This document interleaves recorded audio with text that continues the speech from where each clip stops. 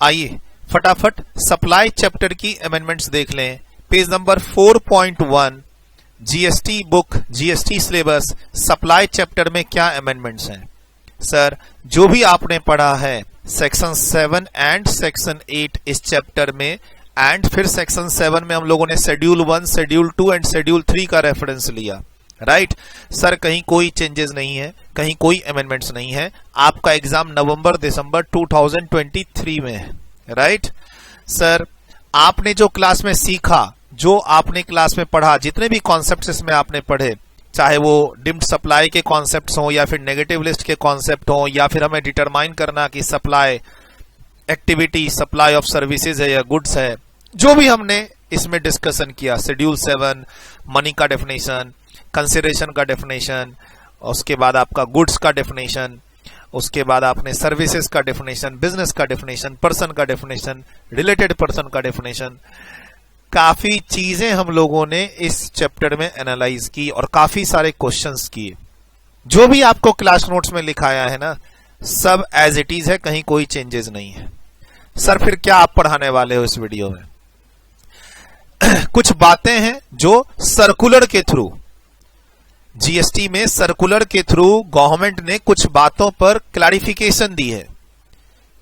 Cancellation charges की taxability क्या रहेगी, पेनल्टी की टैक्सेबिलिटी क्या रहेगी, लिक्विडेटेड डैमेज की टैक्सेबिलिटी क्या रहेगी, मोटा मोटी उसमें से आधी बातें हम लोगों ने क्लास में पढ़ी हुई हैं, ठीक है। जो भी हम लोग आज अभी डिस्कस करने वाले हैं वो सर्कुलर का रेफरेंस लेते हुए, देखो एग्जाम में सर्कुलर नंबर या सर्कुलर की डेट हमें याद नहीं रखनी होती है। सर्कुलर के अंदर का कंटेंट का जो अल्टीमेट डिसीजन है, सर सर्कुलर में मान लो कोई चीज एक्सप्लेन की हुई है 7-8 लाइन में, हमें उस पर भी नहीं ध्यान देना है, अल्टीमेटली कंक्लूजन पे ध्यान देना है कि भाई अगर एग्जाम में ये चीज पूछा 1-2 लाइन में तो उसका आंसर क्या होना चाहिए 1-2 लाइन में, ऐसे समझो, ठीक। तो अभी हम लोग चलेंगे कहां, पेज नंबर 35 to 40 में। ये नए पेजेस मैंने ऐड किए हैं अपनी 11th एडिशन की बुक और 11th एडिशन की क्लास में। आपके पास जो बुक है 11th एडिशन की जीएसटी बुक, उसमें ये पेजेस नहीं है। जो हमने अमेंडमेंट की बुकलेट इश्यू की है उसमें ये पेजेस हैं। सर मैंने एक और क्वेश्चन भी ऐड किया है पेज नंबर 14 पे, 4A.14 पे एक क्वेश्चन जो मैंने ऐड किया है, क्वेश्चन नंबर 76। आपके पास जो बुक है उसमें 75 तक है, राइट। अब जो ये एक क्वेश्चन 76 नंबर मैंने ऐड किया है, ये ऑलरेडी आपको क्लास में डिस्कस किया हुआ है पेज नंबर 34 पे। अगर मैं आपको पेज नंबर 34 पे ले जाऊं, यहां पे ऑलरेडी ये क्वेश्चन यहां डिस्कस किया हुआ है आपके साथ, राइट। सो इसी एग्जाम्पल, इसी क्वेश्चन को मैंने अपने क्वेश्चन बैंक में एज अ क्वेश्चन नंबर 76 यहां ऐड किया है। तो यहां मेरे पास बताने को कुछ भी नहीं है, एक बार इस क्वेश्चन को जरूर देख लीजिएगा। ये जो कॉन्सेप्ट्स आपको क्लास में पढ़ाया था पेज नंबर 33 में, ये वाला कॉन्सेप्ट्स, इंटरस्टेट मूवमेंट ऑफ बस, truck, tankers, lorries, vessel, container, उसकी टैक्सेबिलिटी होगी या नहीं होगी, तो हमने डिसाइड किया था कि नहीं होगी, है ना। मेरे 2-3 स्टेट में कारोबार चल रहे हैं, बसेस मेरी कभी एक स्टेट से दूसरे स्टेट चल रही है, दूसरे स्टेट से तीसरे स्टेट चल रही है, और उसमें मेरी बसेस की मूवमेंट हो रही है ना। टैंकर्स की मूवमेंट हो रही है क्योंकि मेरे पास एक से अधिक स्टेट में काम चल रहा है। तो जो मूवमेंट है उनका, interstate movement of these mode of conveyance का, प्लीज उसको आप टैक्स ना करना। इसी पे ये क्वेश्चन है। अगर एग्जाम में ये कॉन्सेप्ट चेक किया इंस्टीट्यूट ने तो ये क्वेश्चन के थ्रू करेगा, तो इस क्वेश्चन को जरूर करके जाना। मैं इतना ही कहूंगा आज की क्लास में। फिलहाल हम लोग बढ़ते इन नए पेजेस की ओर। सर नए पेज जो ऐड किए हैं मैंने 5-6, उससे आपको परेशान नहीं होना है, ठीक है। परेशान नहीं होना है, खाली क्या करना है, एक रीडिंग, बस रीड वंस, जो अभी मैं आपके साथ पढ़ रहा हूं इसको बस वही पढ़ाई करनी है इसमें। उसके अलावा आपको सिर्फ ये ध्यान रखना है कि जैसे फॉर एग्जाम्पल हम आज डिस्कस करेंगे थोड़ा सा आपके साथ, क्या, चेक डिजॉनर के केस में बैंक वाले हमसे फाइन और पेनल्टी लेते हैं, ठीक। चेक डिजॉनर के केस में बैंक वाले हमसे फाइन और पेनल्टी लेते हैं। अब एग्जाम के लिए क्या ध्यान रखना है तुमको, these are not taxable, these are not taxable. Sir ये क्लास में ही डिस्कस हो रखा है आपके साथ कि अगर कोई लॉ का वायलेशन करने में पेनल्टी लगती है तो ये कंसीडरेशन तो है, लेकिन यहां एक्टिविटी नहीं है। सप्लाई के लिए क्या होना चाहिए, एक्टिविटी भी होनी चाहिए और साथ में कंसीडरेशन होना चाहिए। ये क्लास में डिस्कस करते हैं। यहां ये पेनल्टी जो दे रहे हैं under a violation of law, इसको ये अभी डिस्कस करेंगे क्लास में। एग्जाम के लिए क्या ध्यान रखना है, it is not taxable, it is not taxable. Sir नौकरी छोड़ के जा रहा हूं, नौकरी छोड़ के जा रहा हूं, मेरी सैलरी फोरफिट कर ली एम्प्लॉयर ने, या फिर एक बॉन्ड सिक्योरिटी मुझे 1 लाख रुपए की भरनी पड़ी। सर मेरे एम्प्लॉयर ने बोला था 3 साल से पहले नौकरी अगर छोड़ दोगे तो 1 लाख रुपए का तुम्हारे को हर्जाना देना पड़ेगा। क्या उस 1 लाख पे जीएसटी लगेगा? आज डिस्कस करेंगे। एग्जाम के लिए क्या ध्यान रखना, नहीं लगेगा। एग्जाम के लिए सिर्फ 2 लाइन की हेडिंग और इस हेडिंग के लिए 2 लाइन का आंसर, इतना ही ध्यान रखना है। 5-6 पेज पढ़ेंगे, लेकिन जब तुम इसको समराइज करोगे तो ये हाफ पेज का भी नहीं रहेगा। आपको 5-6 पेज अब दोबारा नहीं पढ़ने हैं आज की क्लास के बाद ना, इसमें से कुछ चीजें याद करनी है आपको। कोई ऐसी चीज नहीं है कि मैं आपको पैराग्राफ टू पैराग्राफ बोलूंगा याद करने की, ये 5-6 लाइन है याद कर लेना, ये 10 लाइन का एक पैराग्राफ है याद कर लेना, इसको एग्जाम में रिप्रोड्यूस करना है, ऐसा कुछ भी नहीं है। जो कॉन्सेप्ट आपने क्लास में सीखा है उसी कॉन्सेप्ट को यूज करके हम लोग इसमें आंसर देंगे।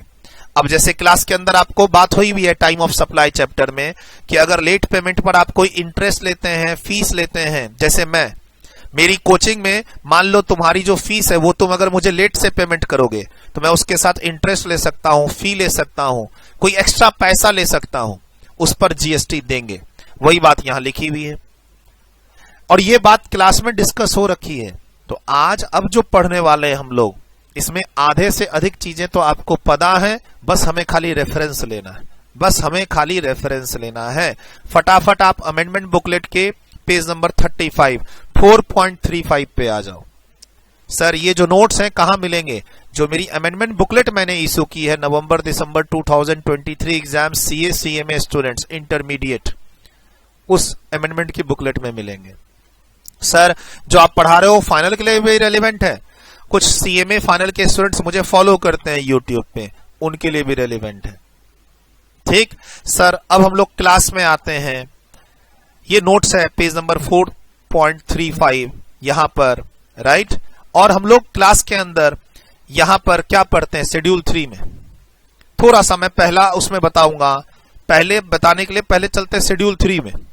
सर आपने क्लास में शेड्यूल 3 नेगेटिव लिस्ट में क्या पढ़ा कि अगर कोई एम्प्लॉय अपने एम्प्लॉयर को in the course of employment अगर कोई सर्विसेज दे तो that is neither a goods nor a services not liable for GST. और हमने यहां पर क्या पढ़ा, ये जो एम्प्लॉय अपने एम्प्लॉयर को सर्विसेज दे रहा है इन द कोर्स ऑफ एम्प्लॉयमेंट, इसके बदले एम्प्लॉयर इसको क्या देता है, सैलरी। और सैलरी में सैलरी भी होती है, अलाउंसेस भी होते हैं, परक्यूजिट्स भी होती है। हमने क्लास में स्पेसिफिकली डिस्कस किया था कि इनकम टैक्स में जो सैलरी चैप्टर में हम लोग पढ़ते हैं कि एम्प्लॉयर अपने एम्प्लॉय को अलाउंसेस दे रहा है, एम्प्लॉयर अपने एम्प्लॉय को परक्यूजिट्स दे रहा है।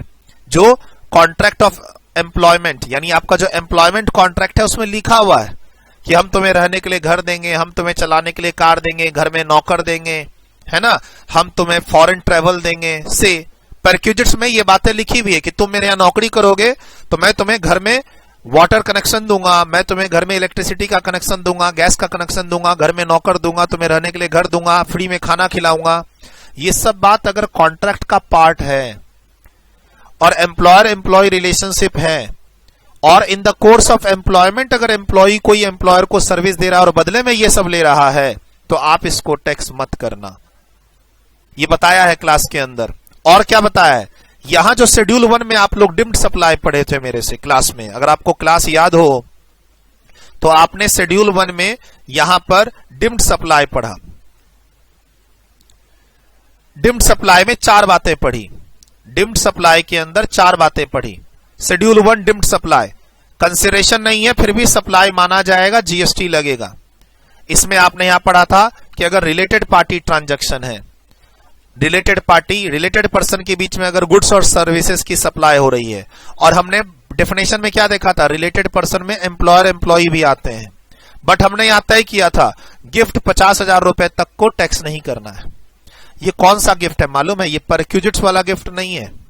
क्लास में स्पेसिफिक होके बताया था कि ये वो गिफ्ट है जो कॉन्ट्रैक्ट के बाहर, सर एक वो गिफ्ट होता है जो एज पर कॉन्ट्रैक्ट, मैं तुम्हारे यहां नौकरी कर रहा हूं सर, हमारे कॉन्ट्रैक्ट में एम्प्लॉयमेंट का जो कॉन्ट्रैक्ट था उसमें लिखा हुआ था कि तुम सैलरी के पार्ट में मुझे 50,000 का, 1 लाख का, 2 लाख का गिफ्ट दोगे, जिसको हम लोग इनकम टैक्स में परक्यूजिट्स भी बोलते हैं। सर अगर ऑलरेडी हमारे एम्प्लॉयमेंट कॉन्ट्रैक्ट में लिखा हुआ है, सैलरी जो स्ट्रक्चर है कि तुम मुझे बेसिक सैलरी दोगे, डियरनेस अलाउंस दोगे, उसी में लिखा हुआ है कि तुम मुझे रहने के लिए घर दोगे, उसी में लिखा हुआ है कि तुम मुझे 1 लाख रुपया का गिफ्ट दोगे, तो उस पर जीएसटी नहीं लगेगा। ये गिफ्ट कौन सा गिफ्ट है? वॉलंटरली, कॉन्ट्रैक्ट से बाहर हटके एम्प्लॉयर ने अपने एम्प्लॉय को गिफ्ट दिया है। तो इसमें हम लोग क्लास में पढ़े 50 रुपए तक के गिफ्ट वैल्यू को टैक्स मत करना, 70,000 80,000 रहेगा तो टैक्स करना। ठीक है, ये पढ़े। अब इसी चीज को, जो चीज हम लोगों ने क्लास में पढ़ी है, क्या कि शेड्यूल 3 में अगर एम्प्लॉय अपने एम्प्लॉयर को, शेड्यूल 3 में अगर एम्प्लॉय अपने एम्प्लॉयर को in the course of employment service दे रहा है और बदले में सैलरी ले रहा है, अब salary includes allowances, salary includes perquisites, तो उस पर जीएसटी नहीं लगेगा। पढ़े क्लास में? यही बात यहां लिखी हुई है, यही बात यहां लिखी हुई है इस पहले नंबर पॉइंट में। एक तरह से रिवीजन हो गया। क्या sir? Whether various perquisites provided by the employer to employ. अब ध्यान से देखिए, ये वाला चीज इंपॉर्टेंट है। In the terms of contractual agreement entered into between the employer and an employee. In the course of employment, employee employer को service दे रहा है, उनका एम्प्लॉयमेंट कॉन्ट्रैक्ट है और उस कॉन्ट्रैक्ट में लिखा हुआ है कि उस सर्विस का उसको बेसिक सैलरी मिलेगा, अलाउंसेस मिलेगा, परक्यूजिट्स मिलेगा। तो प्लीज इन परक्यूजिट्स को, अब चाहे इस परक्यूजिट्स में गिफ्ट ही क्यों ना हो, इंक्लूडिंग गिफ्ट सर, और वो गिफ्ट 1 लाख का ही क्यों ना हो। परक्यूजिट्स में तो कुछ भी हो सकता है, ट्रेवल हो सकता है, गिफ्ट हो सकता है, free use of movable assets हो सकता है, तुमको चलाने के लिए कार दे दी, रहने के लिए घर दे दिया, बाइक दे दी, वीडियो कैमरा, फर्नीचर, ये सब भी पढ़ते हैं हम लोग इनकम टैक्स में, सैलरी में, बस उसी का रेफरेंस है। तो कहां इसमें बर्डन बढ़ा? बस जो अभी क्लास देखने में जो टाइम लगेगा, बस उसके बाद तो कुछ भी नहीं है। छोटी छोटी 1-2 वर्ड की समरी बना लेना, ऐसा रहेगा तो टैक्स करेंगे, ऐसा रहेगा तो नहीं टैक्स करेंगे। क्या कहता है clarification? Schedule 3 of the CGST act provides that service by employee to employer in the course or in the relation of his employment will not be considered as a supply of goods or services, hence GST is not applicable. ठीक sir, perquisites जो भी employer अपने employ को देता है in terms of contractual employment, contractual agreement, वो आपके employment का पार्ट ही होता है। तो सर एम्प्लॉयमेंट का पार्ट है तो ऑब्वियस सी बात है आप इसको जीएसटी इस पे नहीं लगाओगे, जीएसटी इस पे नहीं लगाओगे। अब काफी सारे पॉइंट हमें डिस्कशन करने हैं इस पॉइंट नंबर 2 के अंदर। पॉइंट नंबर 2 के अंदर 3 कॉन्सेप्ट है और इस 3 कॉन्सेप्ट से रिलेटेड हमें छोटे छोटे पॉइंट डिस्कस करने हैं कि लिक्विडेटेड डैमेज का टैक्सेबिलिटी क्या होगा, यहां पर डिस्कस करना है चेक डिजॉनर के केस में फाइन पेनल्टी का टैक्सेबिलिटी क्या होगा, पेनल्टी अगर लॉ में इंपोज्ड है तो उसका टैक्सेबिलिटी क्या होगा, सैलरी फॉरफिट कर ली है, बॉन्ड अमाउंट देना पड़ गया है क्योंकि नौकरी पहले समय के पहले छोड़ के जा रहे हैं तो क्या होगा, लेट पेमेंट और फी दे रहे हैं, सर पेमेंट करते समय लेट हो गया, अब हमें लेट फी भी देना है तो सर उस पर जीएसटी लगेगी नहीं लगेगी, सर हमारे घर में जो बिजली का बिल आता है उसमें फिक्स चार्जेस होते हैं कि आपको ये फिक्स चार्जेस देने ही पड़ेंगे चाहे आप बिजली यूज करो या ना करो, तो क्या उस पर हमें जीएसटी देना है कि नहीं देना है, राइट। कैंसिलेशन चार्जेस, जब हम कोई ट्रेवल बुकिंग करते हैं, मान लो आप अपनी फैमिली के साथ या घूमने फिरने के लिए ट्रेवल बुकिंग करते हैं, ट्रेवल बुकिंग कर ली लेकिन कैंसिलेशन करवा सकते हो और कैंसिलेशन पे 5,000 रुपए का चार्ज लगेगा। मान लो 10,000 की कोई टिकट आपने बुक कराई, कैंसिलेबल है लेकिन कैंसिल कराओगे तो 2,000 रुपए देने पड़ेंगे, तो उस कैंसिल चार्ज पे जीएसटी देना है कि नहीं देना है, और देना है तो किस रेट से देना है। सर उसके अलावा एक कॉन्सेप्ट नो क्लेम बोनस को लेके, इसमें वैल्यू ऑफ सप्लाई चैप्टर में भी इससे रिलेटेड अमेंडमेंट्स पढ़ते हैं हम लोग, ये एक अलग पॉइंट है। सर जो ये पॉइंट नंबर 2 हमारा स्टार्ट हो रहा है उसके अंदर ABCDEFG 7 पॉइंट टोटल हमें डिस्कस करने हैं, यानी 7 तरह की टैक्सेबिलिटी आपको एग्जाम्स के लिए जाननी है। बहुत इजी है, याद करने की इसमें से कुछ भी जरूरत नहीं है। ध्यान रखना है कि अगर हमने फ्लाइट बुकिंग कराई और उसमें कोई कैंसिलेशन चार्ज दिए हैं तो उस पर जीएसटी देना है कि नहीं देना है, देना है तो किस रेट से देना है। ठीक है, अब एक एक करके डिस्कस कर लेते हैं। लेकिन अब पहले ये कॉन्सेप्ट क्या है, कहां से ये सब डिस्कशन हुआ, कंफ्यूजन क्यों हो रही है कि गवर्नमेंट को एक सर्कुलर इशू करना पड़ा। तो सर इसके लिए हम लोग चलते हैं अपने पढ़ाई हुए बात पे, शेड्यूल 2 के अंदर चलते हैं। शेड्यूल 2 के अंदर आए, पेज नंबर 19 पे शेड्यूल 2 के अंदर हम लोगों ने यहां पर क्लास के अंदर शेड्यूल 2 में, अगर आपके पास मेरी बुक है तो पेज नंबर 19 शेड्यूल 2, किसी और टीचर की बुक है तो आप कहीं से भी पढ़े हो, शेड्यूल 2 तो आपने पढ़ा ही है सप्लाई चैप्टर में, जिसके अंदर हम लोग एक्टिविटी पढ़ के डिसाइड करते हैं कि ये एक्टिविटी गुड्स है या सर्विसेज। इसमें अगले पेज पर हम लोगों ने क्लास के अंदर ये वर्डिंग्स पढ़े थे, क्या, agreeing to the obligation to refrain from act और टू टॉलरेट एन एक्ट और a situation or to do an act. Sir तुम अपने ऊपर एक ऑब्लिगेशन ले लेते हो कि रेफरेन हम ये काम नहीं करेंगे, टॉलरेट करना इस काम को, और to do an act obligation लेना। देखो मान लो मेरा काम है तुम्हें पढ़ाना, लेकिन मैं तुमसे एक्स्ट्रा पैसे लेके कोई और काम करूं तुम्हारे अकॉर्डिंग, एक ऑब्लिगेशन ले लो कि अगर तुमने मुझे पैसा दिया तो मैं तुम्हारे लिए ये काम भी कर दूंगा दिल्ली में एक्स्ट्रा। सर तुमने मुझे पैसे दिए, मैं तुमको पढ़ा रहा हूं, ठीक, अब मान लो दिल्ली में तुम्हारा कुछ काम है जो मैं करने जा रहा हूं, तो मैंने ऑब्लिगेशन ले लिया, मतलब तुमसे एक्स्ट्रा पेमेंट लेके तुमको वो एक्स्ट्रा काम तुम्हारे लिए कर दिया, तो ऑब्वियस सी बात है जीएसटी देना पड़ेगा, और उसको हम यहां सर्विसेज की कैटेगरी में रखेंगे। टॉलरेट एन एक्ट, सर कोई एक्ट मेरे विशेष के अगेंस्ट में है, मेरे विशेष के अगेंस्ट में कोई एक्ट हो रहा है, लेकिन मैं टॉलरेट कर रहा हूं उसको पैसे लेके। मान लो मेरी कोई कोचिंग है, कोई मेरी बिल्डिंग है, बिल्डिंग पे किसी दूसरे ने अपना बोर्ड लगा दिया है, अब मेरी बिल्डिंग है, मैं अपना एडवर्टीजमेंट का बोर्ड लगाऊंगा, लेकिन अब उसमें कोई दूसरा बोर्ड लगा रहा है तो मैं टॉलरेट कर रहा हूं, लेकिन उसके बदले मैं उससे मान लो 50,000 रुपया पर मंथ पैसा भी ले रहा हूं, तो ऑब्वियस सी बात है सर्विसेज मान के इसको जीएसटी देंगे। टॉलरेट करना, रिफ्रेन कोई काम ना करना, इसका एग्जांपल मैंने तुमको क्या दिया था क्लास के अंदर अगर याद हो तो, कि तुम मुझे पैसा देते हो पढ़ाने के लिए, जीएसटी लगेगा। मान लो कोई दूसरी कोचिंग वाला मुझे पैसा दे, मान लो कोई दूसरी कोचिंग वाला मुझे 5 लाख रुपया दे और बोले तुमको अगले 6 महीने नहीं पढ़ाना है किसी भी बच्चे को। क्लास का एग्जांपल याद आ रहा है?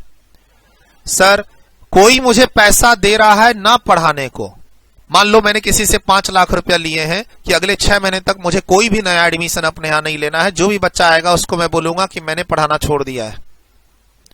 तो सर वो जो मैंने 5 लाख रुपया लिया है काम ना करने का, उस पर भी मुझे जीएसटी देना पड़ेगा। ये क्लास के अंदर बात हुई थी, यहां रेफरेंस हमने लिया था, ठीक। अब यहां पर इसको कट कर दो, क्योंकि इससे रिलेटेड सर्कुलर आ गया है, सर्कुलर में कहा गया है कि इस पे जीएसटी नहीं देना है, तो इसको कट कर दो, इसका काम अब नहीं है। प्लीज पेज नंबर 4.20 में आपके पास जो बुक है 4.20 उसको यहां कट कर दो, इस बुलेट के अंदर यहां लिख दो रेफर, मैं पेज नंबर बता देता हूं, यहां लिख दो refer page number 4.38 point number D. हम अभी पेज नंबर 4.38 में जाएंगे और वहां पॉइंट नंबर डी पढ़ेंगे, जहां क्या लिखा हुआ है कि अगर कोई एम्प्लॉय नौकरी छोड़ के जा रहा है और उसकी सैलरी एम्प्लॉयर रोक लेता है या उससे कोई पेनल्टी वहां पर लेता है कि तुम मेरे यहां नौकरी छोड़ के जा रहे हो, बट हमारी कमिटमेंट तो थी 3 साल की, 2 साल की, तुम तो हमारे यहां काम करने वाले थे 2 साल 3 साल, क्यों छोड़ के जा रहे हो, और उसके बदले वो उसकी सैलरी फोरफिट करता है या उससे कोई बॉन्ड अमाउंट लेता है, तो उस पर जीएसटी नहीं देना है। तो हम इसकी एनालिसिस आज की क्लास में अलग से कर लेंगे, इसको यहां पे कट कर दो, ठीक। सर यहां पर ये वर्डिंग्स हम इसी को आज सर्कुलर की हेल्प से एनालाइज करने वाले हैं। और चलते हैं थोड़ा सा क्लास के अंदर जो आप पढ़े कंसिडरेशन के डेफिनेशन में, सर और चलते हैं क्लास में कंसिडरेशन के डेफिनेशन में। कंसिडरेशन का डेफिनेशन पेज नंबर 4.4 पे कंसिडरेशन का डेफिनेशन आपको बताया, बोला था एग्जाम्स के लिए इंपॉर्टेंट है, थोड़ा देख लेना, क्योंकि गवर्नमेंट की सब्सिडी पर जीएसटी नहीं लगता। ये बात ये कंसिडरेशन का डेफिनेशन कहता है और इसको कंफर्म सेक्शन 15 भी करता है कि गवर्नमेंट की सब्सिडी पर जीएसटी नहीं लगता है। ठीक, अब कंसिडरेशन में मैंने आपको क्या बोला था कि यहां पर मॉनेटरी कंसिडरेशन भी हो सकता है, नॉन मॉनेटरी भी हो सकता है। ठीक ठीक है, ये भी बताया था। और क्या बताया था कि मैं अगर सर्विसेज तुमको दे रहा हूं तो जरूरी नहीं कंसिडरेशन तुम्हारे से आए, कहीं और से भी आ सकता है, बाय एनी पर्सन। तो काफी कुछ यहां क्लास के अंदर एनालाइज किया था आपको और बोला था ये डेफिनेशन थोड़ा एग्जाम के लिए तैयार कर लेना। अब देखिए यहां पर एक वर्ड था monetary value of any act और फॉरबियरेंस। मतलब मैंने यहां क्लास में बोला था कि कोई एक्ट करना या कोई एक्ट ना करना भी कंसिडरेशन है। मैं तुमको पढ़ाऊंगा, एग्जाम्पल याद कराता हूं तुमको, मैं तुमको पढ़ाऊंगा, टैक्सेशन पढ़ाऊंगा, लेकिन तुम अकाउंट्स इस टीचर के यहां मत पढ़ना, तुम किसी से भी पढ़ लेना। मान लो किसी टीचर से मेरा कंपटीशन है, ठीक, तो मैंने तुमको क्या बोला कि तुमको मैं टैक्स पढ़ाऊंगा, लेकिन ध्यान रखना तुम उस टीचर के यहां अकाउंट्स मत पढ़ना, बाकी तुम कहीं भी पढ़ सकते हो। तो ये भी एक तरह का कंसिडरेशन है। तो क्लास में ये एग्जाम्पल सब मैंने आपको दिए थे। अब वैसा ही कुछ, हालांकि इससे हमें कोई मतलब नहीं है, ये तो मैं समझा रहा था तुमको क्या कि कुछ करना भी कंसिडरेशन होता है और कुछ ना करना भी कंसिडरेशन होता है। मेन मुद्दा इस शेड्यूल 2 के अंदर फंसा हुआ है। शेड्यूल 2 के अंदर जो आपने यहां पर पढ़ा कि sir obligation to do an act और to refrain from any act, यहां जो वर्डिंग्स हैं, to refrain from an act, to tolerate an act. Refrain मतलब वो काम ना करना, टॉलरेट मतलब सहना, और ऑब्लिगेशन ले लेना कि ये काम करना है, एक्स्ट्रा ऑब्लिगेशन पेमेंट लेके। तो ये ही सब कुछ आपको अब एनालाइज करवाना है सर्कुलर की हेल्प से। तो पहले ये तीन चीजों की एनालिसिस यहां पे दे रखी है। यहां पे हम वापस आ गए हैं कहां, पेज नंबर 4.35 पे। थोड़ा सा रीडिंग करनी है, ध्यान रखना याद कहीं नहीं करना है। इसको एग्जाम के लिए याद करना है, नहीं याद नहीं करना है, खाली समझते हैं इसको। कहता है जीएसटी एप्लीकेबिलिटी क्या होगी लिक्विडेटेड डैमेज पे, कोई कॉम्पनसेशन मिल रहा है, कोई पेनल्टी मिल रही है ब्रीच ऑफ कॉन्ट्रैक्ट की, या फिर कोई लॉ को तुम ब्रीच कर रहे हो तो उससे रिलेटेड पेनल्टी, तो इन सब की टैक्सेबिलिटी क्या होगी। अभी 7-8 आइटम को एक एक करके डिस्कस करेंगे, लेकिन इसका बेस क्या है, वही सेंटेंस जो अभी अभी मैंने तुमको पढ़ाया शेड्यूल 2 में। शेड्यूल 2 के अंदर क्या लिखा हुआ है, agreeing to the obligation to refrain from an act और to tolerate an act or a situation or to do an act has been specifically declared to be a supply of service and schedule 2 if the same constitute a supply। मतलब काम ना करना, उसके बदले पैसे मिलना, यही ना भाई, कनेक्शन होना चाहिए ना कि मैं ये काम नहीं करूंगा उसके बदले तुम मुझे पैसे दो, मैं अगले 6 महीने तक नहीं पढ़ाऊंगा उसके बदले तुम मुझे पैसे दो। कनेक्शन मिल रहा है, हम इसको सप्लाई मानेंगे, और फिर सप्लाई में क्या मानेंगे, सप्लाई ऑफ सर्विसेज मानेंगे, जीएसटी लगेगा। तो बोलता है ये जो सेंटेंस है इसके अंदर 3 पार्ट हैं, इसके 3 लिम्स हैं इसके। एक ऑब्लिगेशन ले लेना कुछ काम ना करने का, वही पहला पॉइंट। दूसरा एग्री कर जाना टू टॉलरेट एन एक्ट, और या फिर तीसरा एक एक्स्ट्रा ऑब्लिगेशन ले लेना टू डू एन एक्ट। जैसे मैं तुम्हें टैक्स पढ़ा रहा हूं, अब मान लो मैं तुमसे 4000 रुपया लेके कमिटमेंट कर दूं कि मैं तुम्हें कॉस्टिंग भी पढ़ाऊंगा, तो क्या उस 4000 रुपए पे जीएसटी देना है? हाँ देना है, ये होता है। टॉलरेट का एग्जांपल क्या दिया, मेरे कोचिंग के बिल्डिंग पर कोई दूसरा कोचिंग वाला बोर्ड लगा दिया और मैंने मान लिया कि चल लगा दे, लेकिन 10,000 रुपया पर मंथ दे, टॉलरेट करना। और रेफरेंस का एग्जांपल क्या था कि मैं पढ़ाऊंगा ही नहीं, कोई कोचिंग वाला मुझे पैसे देता है। जनरली नॉन कॉम्पिटिशन एग्रीमेंट जो होते हैं वो यहां आते हैं। तो ये 3 हिस्से हैं। अब इन्हीं 3 हिस्सों पे कंफ्यूजन हो गई, तो वो कंफ्यूजन एक एक करके आगे पॉइंट बन गया, अभी पढ़ लेंगे। इन 3 बातों पर लोगों में कंफ्यूजन हो गई, इन 3 बातों को लेके। ये जो 3 बातों हैं, इन 3 बातों को क्या बोला गया, अगर इन 3 बातों के लिए पैसे मिलेंगे तो आपको सप्लाई मान के जीएसटी देना पड़ेगा, राइट। इन 3 एक्टिविटी के लिए अगर आपको पैसे मिल रहे हैं, मान लो मुझे कोई पैसे दे रहा है और ये 3 एक्टिविटी उसमें इन्वॉल्व है, तो फिर उस पर जीएसटी लगेगा। ठीक है, ये बात तय है। अब कुछ रिसीट्स पर कंफ्यूजन हो गई, तो उसको हम एक एक करके आगे के पेजेस में तोड़ेंगे। पहले इसको डिस्कस कर लेते हैं कि इसमें क्या एग्जाम्पल आ सकता है। कहता है एग्जाम्पल, ध्यान से अब देखिएगा और मन से निकाल दीजिए कि इसमें से कुछ याद करना है। उल्टा आपका रिवीजन हो रहा है, जो आपने क्लास में पढ़ा है उल्टा आपका जो वो रिवीजन हो रहा है। ठीक है सर, कहता है example on activity, example of activities that would be covered by this part of expression would include non-competition agreement। Please exam में तो इसको टैक्सेबल करके ही आना। नॉन कॉम्पिटिशन एग्रीमेंट, तुम मेरे साथ कॉम्पीट नहीं करोगे, ये एग्रीमेंट लो और ये पैसे लो 10 लाख रुपए। इस 10 लाख रुपए पे सामने वाले को जीएसटी देना पड़ेगा एक। और इसी चीज को इनकम टैक्स में हम लोग क्या पढ़ते हैं, पीजीबीपी में सेक्शन 28 में टैक्सेबल करो। इसी चीज के लिए हम लोग इनकम टैक्स में क्या पढ़ते हैं, नॉन कॉम्पिटिशन फी पे 10% का टीडीएस लगेगा 194J में, अगर अमाउंट 30,000 रुपए से अधिक है। पढ़ते हैं ना इनकम टैक्स की क्लास में, नॉन कॉम्पिटिशन फी पे टीडीएस का कंप्लायंस करना पड़ता है 194J में। नॉन कॉम्पिटिशन फी को पीजीबीपी में टैक्सेबल करना पड़ता है सेक्शन 28 की हेल्प से। आज ये ध्यान रखना तुम एग्जाम के लिए, नॉन कॉम्पिटिशन फी को तो टैक्सेबल करना ही है, जीएसटी लगाना ही है। पैसा तुमको मिल रहा है, तुम जीएसटी दोगे। Where one party agrees not to compete with the other party in a product or a services or in a geographical area against a consideration paid by other party। कभी कभी बच्चे बोलते हैं सर लॉ में हमने पढ़ा है कि ये इलीगल है, लॉ में हमने पढ़ा है ये इलीगल है। सर उसके भी तोड़ निकलते हैं। मैं लॉ में नहीं जाना चाहता, लेकिन अगर मान लो मेरा तुम्हारा एग्रीमेंट हो जाए, मान लो तुम कोलकाता के कोचिंग सेंटर है और मैं दिल्ली का कोचिंग सेंटर हूं, और तुमने क्या सुना कि मैं कोलकाता में अपनी ब्रांच खोलने वाला हूं, मेरी अब कोलकाता में भी ब्रांच होगी, मैं कोलकाता में भी मैं और मेरी टीम पढ़ाएंगे। ये बात तुमको सुनने को आ गई। अब तुम मेरे साथ नॉन कॉम्पिटिशन एग्रीमेंट कर लिए कि सर हमारे एरिया में ना आओ, हम आपको 20 लाख रुपया दे रहे हैं और अगले 1 साल के लिए मत आना। तो इस पे जो मुझे 20 लाख रुपया मिलेंगे आपसे, उस पे मुझे जीएसटी का कंप्लायंस करना पड़ेगा। Non competition fee liable for GST, ये एग्जाम के लिए ध्यान रखना, नॉन कॉम्पिटिशन फी।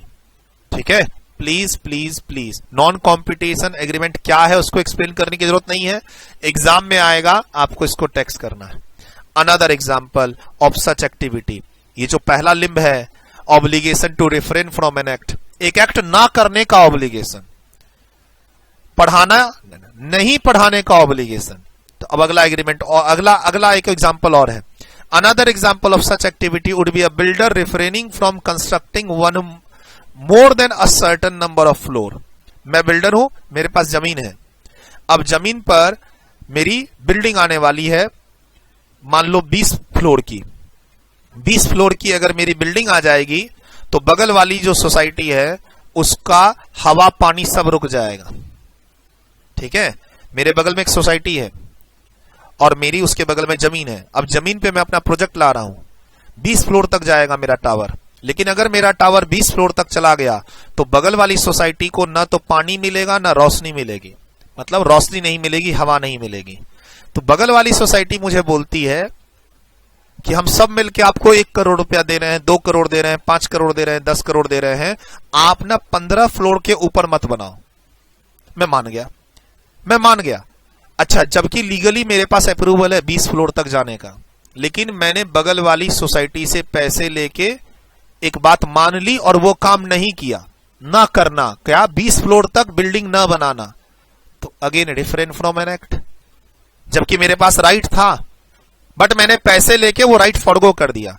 तो कहता है another example would be a builder performing refraining from constructing more than a certain number of floor even though permitted to do so by the municipal authority against a compensation paid by the neighboring housing society। Sir वो बगल वाली society क्यों पैसा देगी, क्योंकि उसको sunlight चाहिए। Sir अगर मेरे फ्लोर बढ़ गए तो बगल वाली सोसाइटी में सनलाइट नहीं जाएगी, है ना, तो वो चाहती है कि उसकी सोसाइटी की भी वैल्यू बनी रहे, तो वो मुझे पैसे दे रही है मेरे स्ट्रक्चर को चेंज करवाने के, फ्लोर ना बढ़ाने के। तो अगेन आई एग्रीड, और एग्रीड करने पर पैसे लिए हैं, जीएसटी लगेगा। एक और एग्जाम्पल यहां पे है, an industrial unit refraining from manufacturing activity during certain hours against an agreed compensation paid by neighboring school which want to avoid noise in school hours। ये एग्जाम्पल एक और है यहाँ पे। इसमें टोटल 3 एग्जाम्पल है, इसमें टोटल 3 एग्जाम्पल हैं। तीनों एग्जाम में पूछ सकता है, एक एक 2-2 मार्क्स के लिए, ठीक है। एक non competition agreement for a specific period, for a specific services, for a specific area, sir liable, कोई भी किसी भी चीज का नॉन कॉम्पिटिशन एग्रीमेंट हो, जीएसटी लगेगा। एक बिल्डर का एग्जांपल, बगल वाली सोसाइटी से पैसे लेके मैंने अपना स्ट्रक्चर चेंज कर लिया, फ्लोर नहीं बनाए, सर जीएसटी लगेगा। एक एग्जांपल और, स्कूल था और बगल में फैक्ट्री थी, फैक्ट्री चलती है, फैक्ट्री में आवाज होती है, स्कूल में बच्चों की पढ़ाई में डिस्टर्बेंस होता है, ठीक।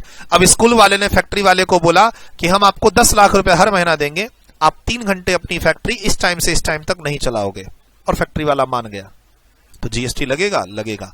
ऐसी अगर डील होगी तो जीएसटी लगेगा। ऐसी डील एग्जाम में अगर आती है एग्जाम्पल में, तो आपको बोलना है लायबल फॉर जीएसटी, ठीक है। अब टॉलरेट का एग्जाम्पल, कितना अच्छा एग्जाम्पल दिया था टॉलरेट वाला, वो एडवर्टीजमेंट बोर्ड मेरे बिल्डिंग पे लगा दिया जो कि मैं नहीं चाहता था।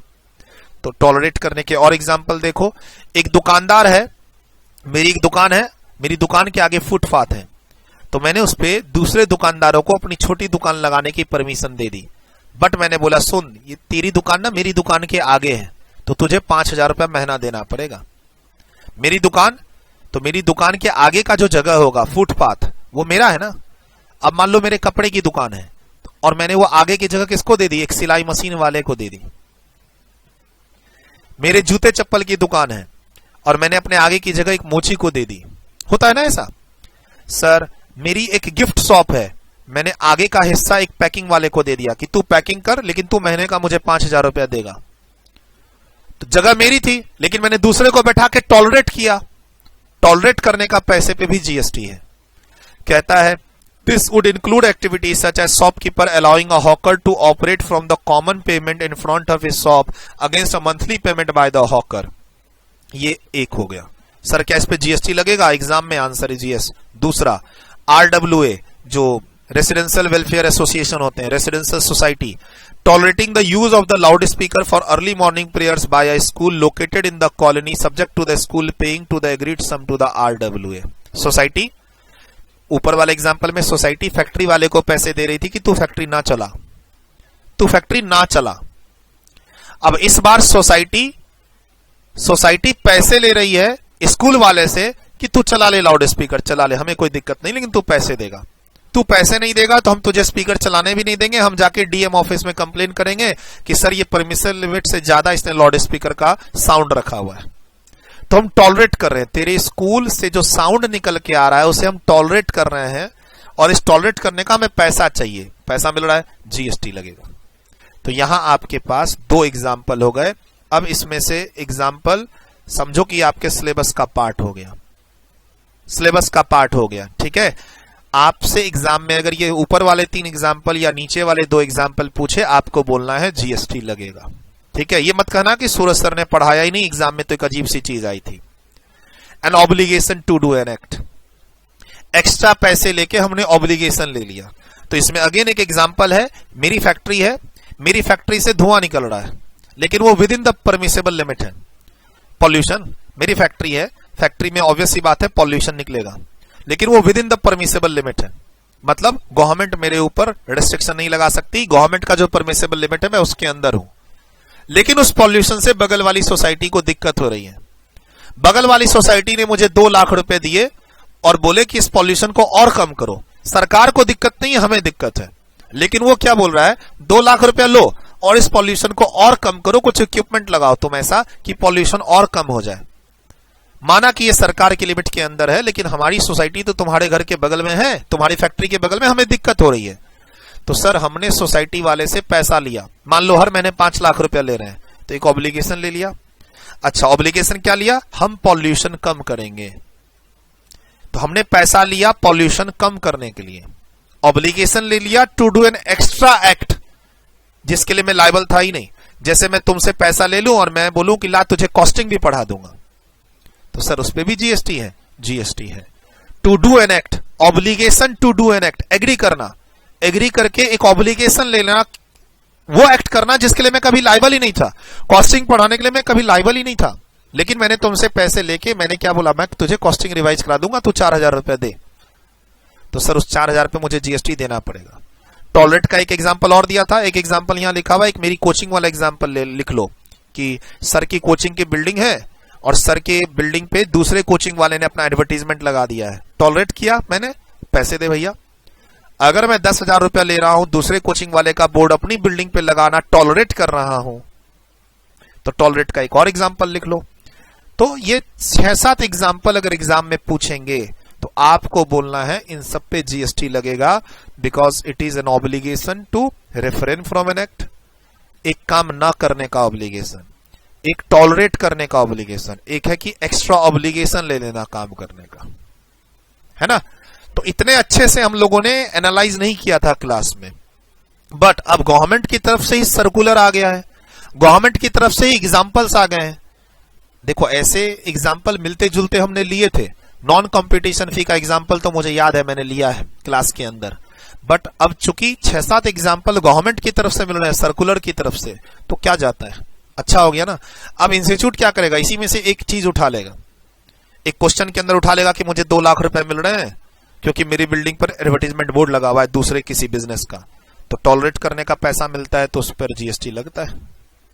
आपको ऐसे लिखना है एग्जाम में, ना भी लिखो कम से कम उसको टेक्स्ट तो करके आ जाओ, रीजन ना भी लिखो। अगर नहीं पूछ रहा है तो क्यों रीजन लिखेंगे। हमसे एग्जाम में पूछा टैक्सेबल होगा या नहीं होगा, हमने बोला टैक्सेबल होगा, रीजन पूछे तो अटैच कर देना कोई भी इसमें से एक एक्टिविटी जिसमें भी वो फॉल कर रहा है। ठीक है, देखिए अब इस पेज पे कुछ भी नहीं है। डन, कुछ लिखना है इस पे, वीडियो रोक के। सर यहां गिफ्ट 1 लाख रुपया का हो तो भी टैक्सेबल नहीं है। मान लो यहां पर गिफ्ट तुमको मिल रहा है 2 लाख रुपए का as a part of perquisites, और वो कॉन्ट्रैक्ट का पार्ट है, तो वो जो पीछे पढ़े थे 50,000 वाली लिमिट शेड्यूल 1 में, वो यहां काम नहीं करेगी। सर शेड्यूल 1 में जो गिफ्ट लिखा हुआ है ना, वो आउटसाइड द कॉन्ट्रैक्ट है। एम्प्लॉयर एम्प्लॉई का जो कॉन्ट्रेक्चुअल ऑब्लिगेशन है, सीटीसी जिसको बोलते हैं, 10 लाख रुपए सीटीसी, वो उसके ऊपर गिफ्ट दे रहा है कौन, एम्प्लॉयर अपने एम्प्लॉई को। तो हमने वहां पढ़ा शेड्यूल 1 में कि उसको डिम्ड सप्लाई मान के टैक्सेबल करेंगे अगर उसका अमाउंट 50,000 से अधिक है तो। ये प्लीज यहां ध्यान रखना, फंस मत जाना एग्जाम में, और मेरी क्लास के नोट्स को एक बार रिवाइज कर लेना। डन, यहां देखिए कुछ लिखना है, डन। हाईलाइट कर लीजिए कि इसमें 3 एग्जाम्पल है यहां से यहां तक, इसमें 2 एग्जाम्पल हैं, हाईलाइट कर लीजिए ना तो रिवीजन करना आसान रहेगा।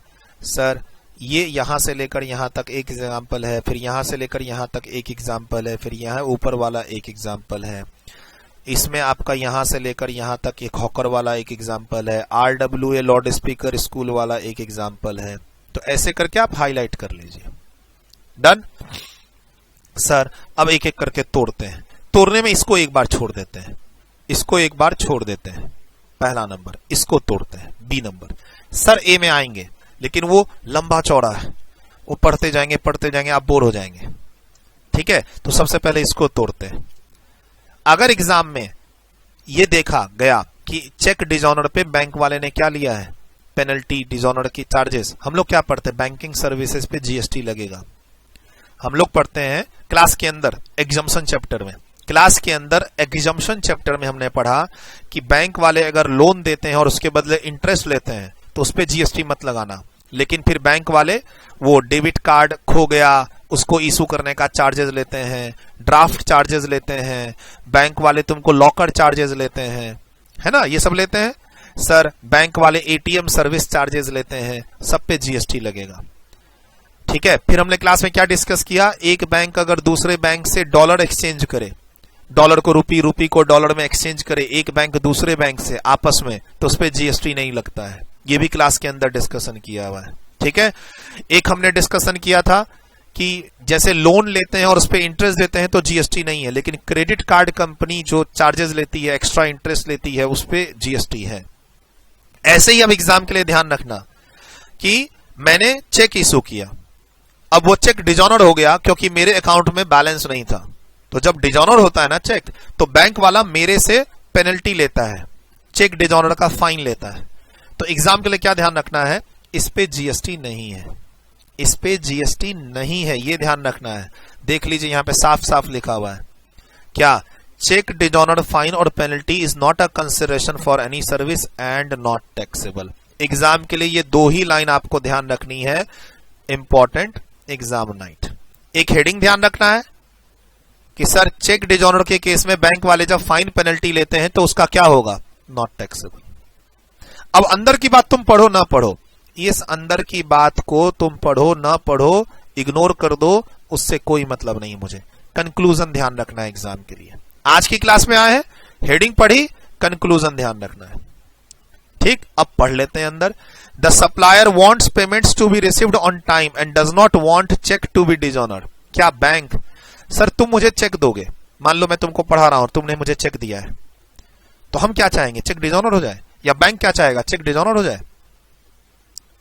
सर चेक डिजॉनर हो जाए इसीलिए तुम बैंक वाले को फाइन दे रहे हो, नहीं, चेक डिजॉनर ना हो इसीलिए वो फाइन ले रहे थे, डर एक पैदा हो रहा था। तो हम कुछ काम करने का फाइन नहीं ले रहे। एक होता है ना कि तुम मुझे फाइन पेनल्टी दोगे और बदले में मैं तुम्हें कुछ काम कर रहा हूं, मैं तुम्हारा काम करूंगा और तुम मुझे फाइन दोगे, पेनल्टी दोगे, ऐसा कुछ नहीं है।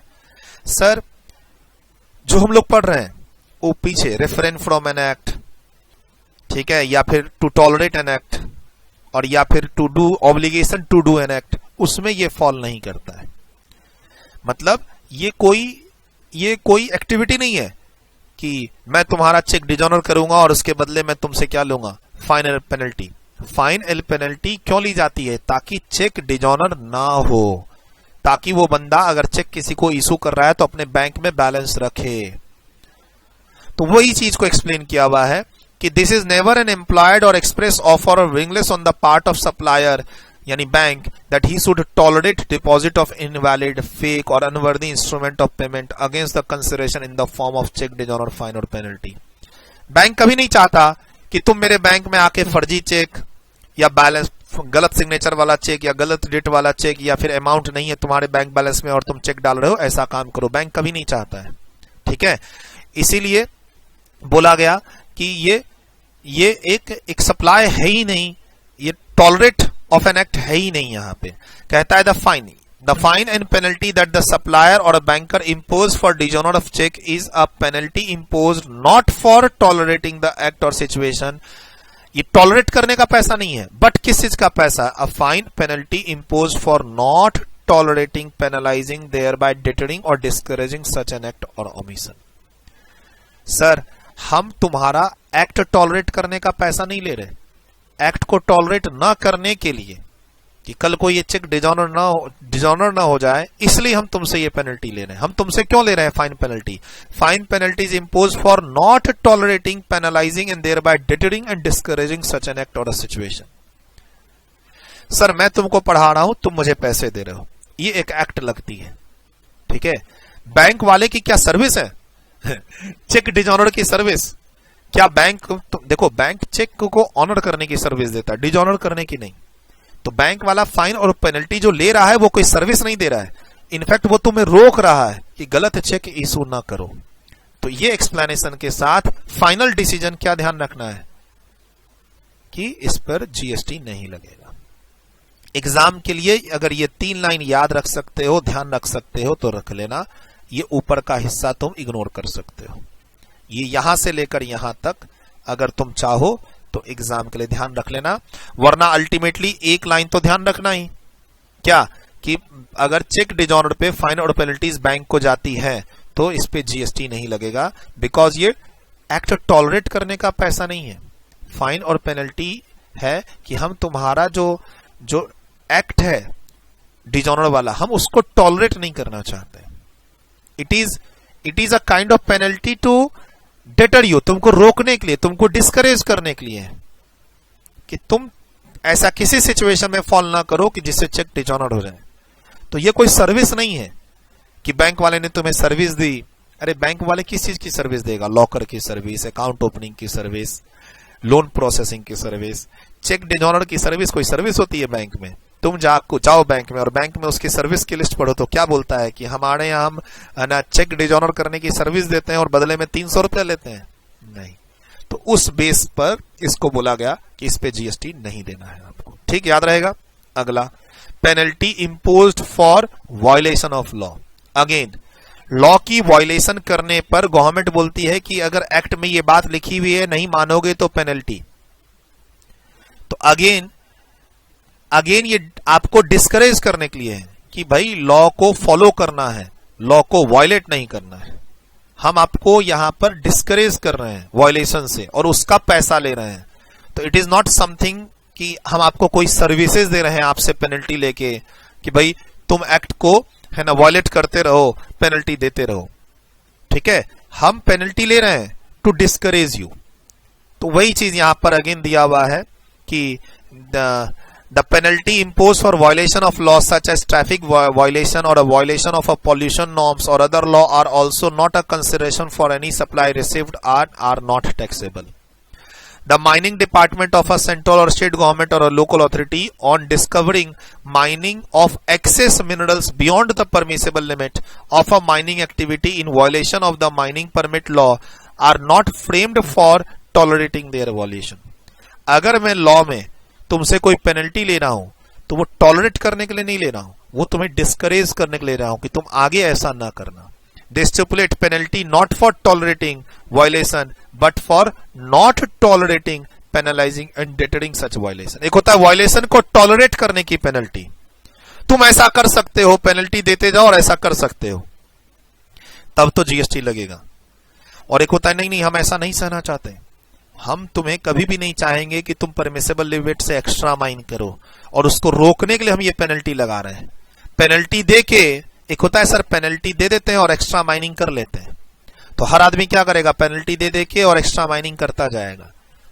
मतलब गवर्नमेंट ऐसा कहती है कि तुम 100 रुपया दे दो और आज बिना हेलमेट के तुम जाओ। अगर ये कहेगी गवर्नमेंट कि तुम आज 100 रुपया दो और 100 रुपया देने के बाद बिना हेलमेट के भी तुम गाड़ी चला सकते हो, तो उस पर जीएसटी का कंप्लायंस करना पड़ेगा। तो हम यहां पेनल्टी को डिस्करेज कर रहे हैं, मतलब उस कॉन्ट्रावेंशन को डिस्करेज कर रहे हैं, इनकरेज नहीं।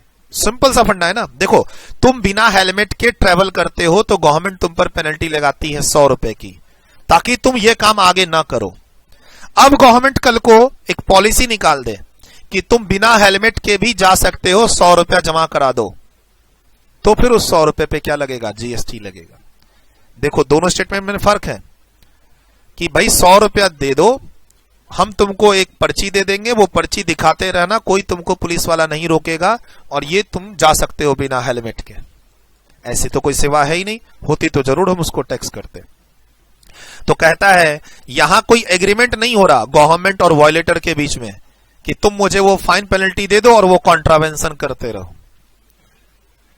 ठीक है, तो आप इसको टॉलरेट एन एक्ट नहीं कह सकते, आप इसको कह सकते हो payment for not tolerating, penalising and deterring such violation. In short, fine and penalty chargeable by the government और a local authority impose for violation of statute, by law, rules and regulations are not leviable for tax. ये तुम exam night में पढ़ लेना बस। Heading क्या sir, government के जो लॉ है, बाय लॉज है, रूल्स एंड रेगुलेशंस है, उनको वायलेशन करने पर जो पेनल्टी लगती है, answer not taxable. Why sir? These payments are not for tolerating an act, but it is for not tolerating an act. तो ये लाइन पंच कर सकते हो तो कर देना। They stipulate penalty not for tolerating violation, but for not tolerating, penalizing and deterring such violation. यही line यहां भी लिखी हुई थी। टॉलरेट करने के लिए नहीं, टॉलरेट नहीं करने के लिए पेमेंट ले रहे हैं। एक होता है टॉलरेट करने के लिए पेमेंट लेना और एक होता है टॉलरेट नहीं करना था मुझे, इसीलिए तुमसे ये पेमेंट लेना है। फर्क है दोनों में। जो अभी एग्जांपल दिया था ना, वो ध्यान रखना। 100 रुपया दे दो और बिना हेलमेट के जाओ, क्या ऐसी कोई पॉसिबिलिटी है? क्या ऐसा कुछ प्रोविजन है तो जीएसटी लगेगा। नहीं है सर, हेलमेट पहन के नहीं जाते हैं तो पेनल्टी देना पड़ता है 100 रुपए, तो उस 100 रुपए पे जीएसटी नहीं देना। कल को गवर्नमेंट ये नियम निकाल दे कि आओ 100 रुपया जमा कराओ और आज पूरे दिन भर बिना हेलमेट के ट्रेवल करो, तो फिर उस 100 रुपए पे जीएसटी का कंप्लायंस करना पड़ेगा। ये एग्जांपल लिख लो कहीं पे, ध्यान रखना। तो तुमको ये ग्रीन जो लाइन हाईलाइट के उसमें फर्क नजर आएगा। अभी बताया था फॉरफीचर ऑफ सैलरी और बॉन्ड अमाउंट क्या होता है? हम किसी जब कंपनी को ज्वाइन करते हैं तो कंपनी बोलती है कि देखो तुम 3 साल तक मेरे यहां कम से कम काम करोगे और 3 साल के अंदर छोड़ दिए तो तुमको ₹1,00,000 देना पड़ेगा। मैं एक कंपनी में जाता हूं, कंपनी मुझे ₹10,00,000 देना चाहती है हर साल, लेकिन बोलती है कम से कम 3 साल काम करोगे तो ₹10,00,000 हर साल देंगे तुमको सैलरी का, और 3 साल के अंदर छोड़ दिए तुम तो तुमको ₹5,00,000 या ₹3,00,000 का एक फाइन पेनल्टी बॉन्ड सबमिट करना पड़ेगा। और जब मैं नौकरी छोड़ रहा था, तो नौकरी छोड़ दिया मैंने, तो उस एम्प्लॉयर ने मेरे से वो ₹3,00,000 ले लिए। अब ₹3,00,000 लेने के बदले में एम्प्लॉयर ने मुझे क्या कोई सर्विस दी? तो पॉइंट आया, ये जो ₹3,00,000 एम्प्लॉयर ने लिए हैं, क्या उस पे एम्प्लॉयर को जीएसटी देना है? नहीं देना। अगेन सर, ये पैसे जो एम्प्लॉयर ने लिए हैं इसके बदले एम्प्लॉय को कोई सर्विस नहीं दी गई है। ये तो पैसे हम इसीलिए लिए थे कि एम्प्लॉय मेरे यहां रुके, वो सीरियस होके मेरे यहां काम करे, मेरे यहां से नौकरी छोड़ के कहीं और ना जाए। तो इसके बदले एम्प्लॉयर ने तुम्हें कोई सर्विसेज जनरली नहीं दी है। तो ध्यान रखना, very important for exam night, क्या such amount recovered by employer are not taxable as a consideration for service of agree to tolerate an act और अ सिचुएशन। हमने ये नहीं बोला था कि तुम रुपए देके जा सकते हो, हमने ये बोला था कि अगर तुम जाओगे तो रुपए लेंगे। फर्क है।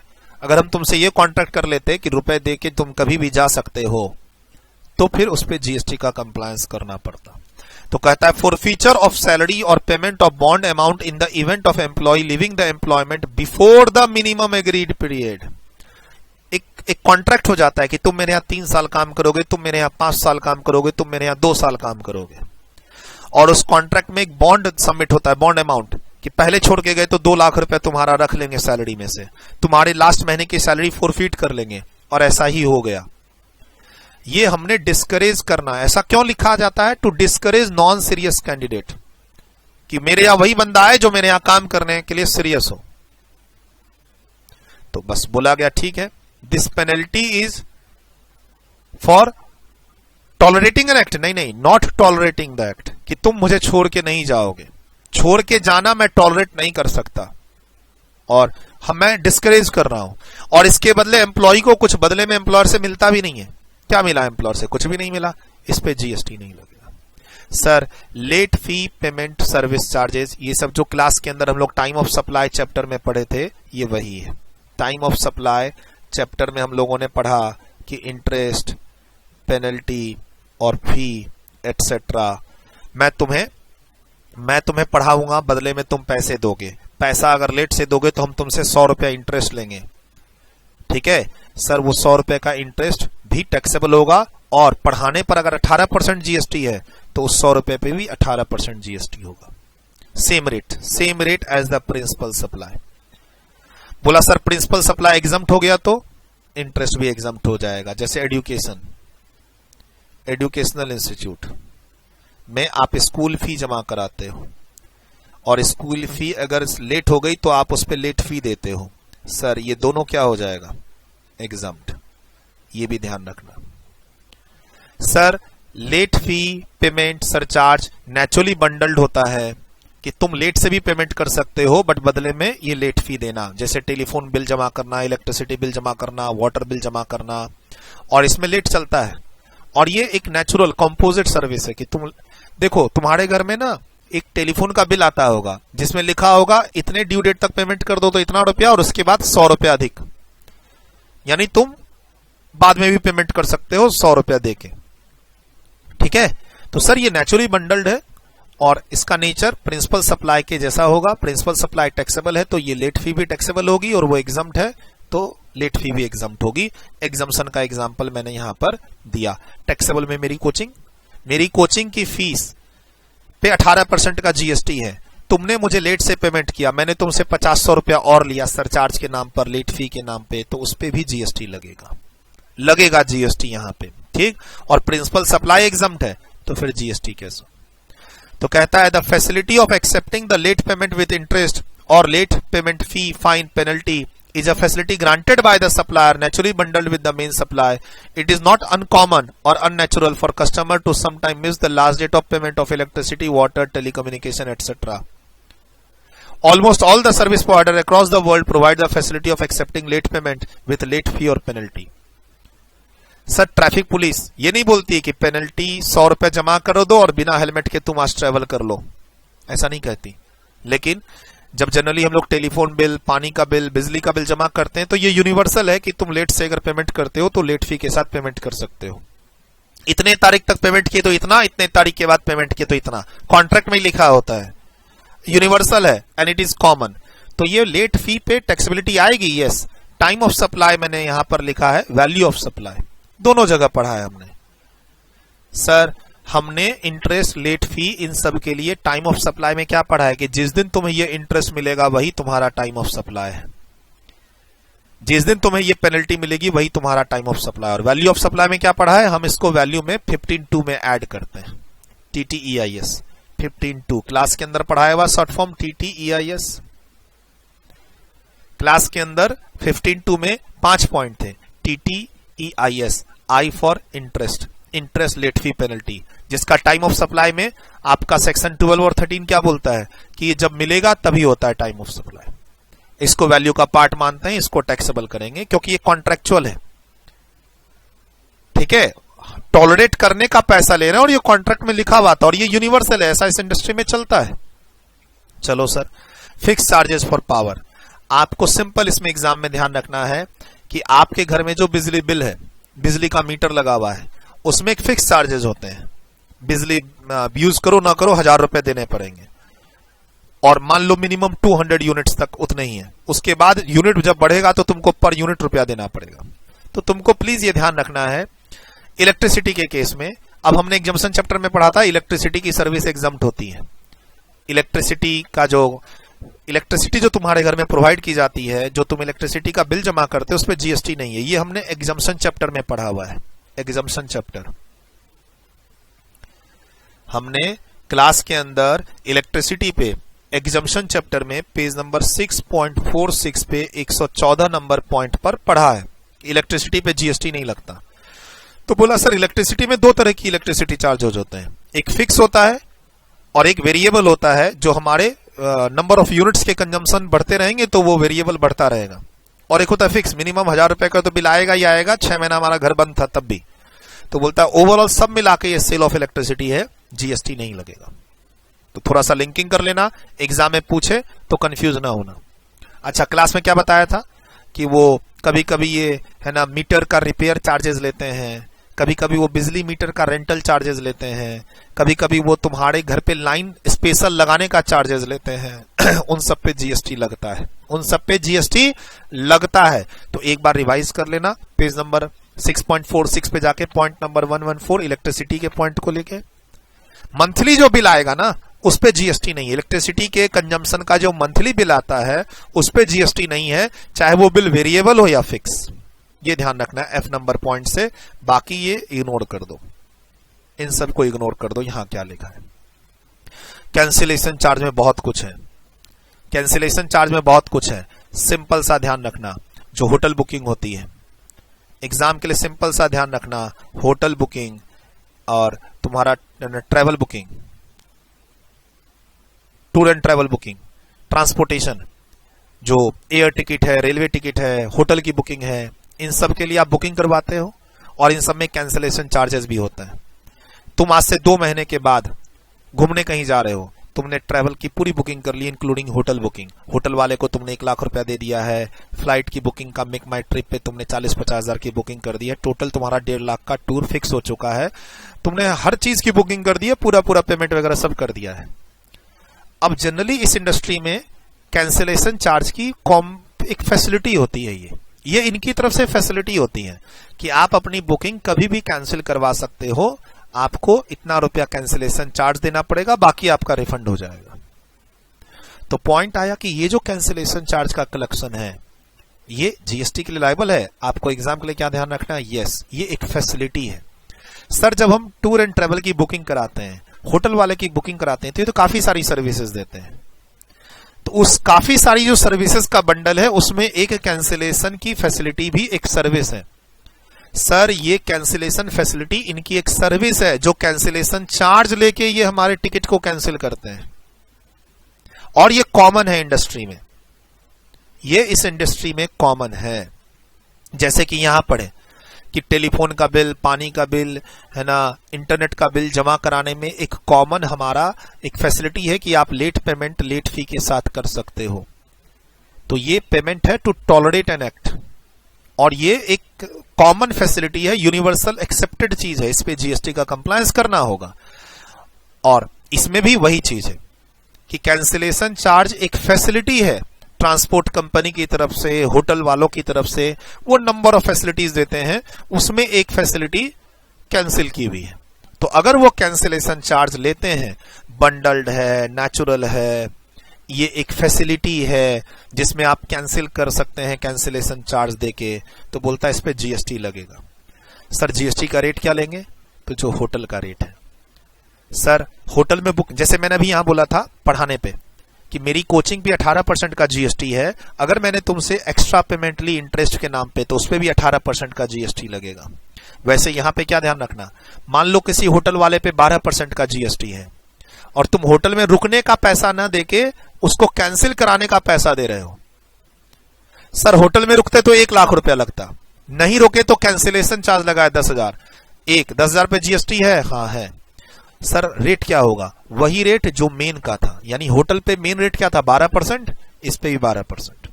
सर एयर ट्रेवल पे 5% का जीएसटी है, अब तुम ट्रेवल करके 10,000 रुपया दो या ना ट्रेवल करके 3,000 का कैंसिलेशन चार्ज दो, रेट सेम है और जीएसटी लगेगा। यही बात अगले पेज तक यहां तक समझा रखी है, तो इसको रीड करो ही मत। अब तुम सिंपल ध्यान रखो, होटल बुकिंग, ट्रेवल बुकिंग, इन सब पे जो तुम कैंसिलेशन चार्जेस देते हो, क्या इस कैंसिलेशन फी पे जीएसटी है? और ये एक नेचुरली बंडल्ड एक्टिविटी है, तो जो मेन जीएसटी रेट है, एयर टिकट पे जीएसटी रेट था मान लो 5%, तो कैंसिलेशन फी पे भी 5% लगेगा। होटल की बुकिंग जो कराई थी उस पे जीएसटी 12% है, तो कैंसिलेशन चार्ज पे भी 12% जीएसटी लगेगा। इतनी बात बस तुमको एग्जाम की रात में ध्यान रखनी है, इसको रीड मत करना, मैंने भी नहीं किया, तुम भी मत करना, ठीक। बट ये वाली बात क्या है? तो ये वाली बात लिक्विडेटेड डैमेज करके अभी पहला पॉइंट जब पढ़ेंगे ना, वहां लिखी हुई है, ये बात वहां लिखी हुई है, लिक्विडेटेड डैमेज, हम लोग उसको वहां पढ़ लेंगे। अभी पहला नंबर पॉइंट हमने पढ़ना बाकी है। तो इसमें कहता है कि एक तो ये था कि तुम हमारे होटल की बुकिंग कभी भी कैंसिल कर सकते हो, ट्रेवल की बुकिंग कभी भी कैंसिल कर सकते हो कैंसिलेशन चार्ज देके। सर आज भी तुम ना मेक माई ट्रिप पे जाओ, एक फ्लाइट की बुकिंग कराओ से दिल्ली टू बॉम्बे, तो उसमें तुमको ऑप्शन देगा दिल्ली टू बॉम्बे की फ्लाइट तुम बुक करा सकते हो 15,000 रुपए में, और इसमें कैंसिलेशन चार्ज रुपए है इतने रुपए, इसके इतने रुपए देके तुम कभी भी इस टिकट को कैंसिल करा सकते हो। मतलब ये एक उनकी तरफ से फैसिलिटी होती है कैंसिल करवाने की, ठीक है। सर कभी कभी क्या होता है, गवर्नमेंट के कॉन्ट्रैक्ट होते हैं, गवर्नमेंट के टेंडर होते हैं, कभी कभी गवर्नमेंट के कॉन्ट्रैक्ट होते हैं, टेंडर होते हैं। मान लो गवर्नमेंट की कोई बिड थी, हमने बिड दी और हम जीत गए। अब गवर्नमेंट बोलती है कि मेरा ये काम करोगे और नहीं करोगे तो हम तुमसे 5 लाख रुपए का फाइन लेंगे, पेनल्टी लेंगे।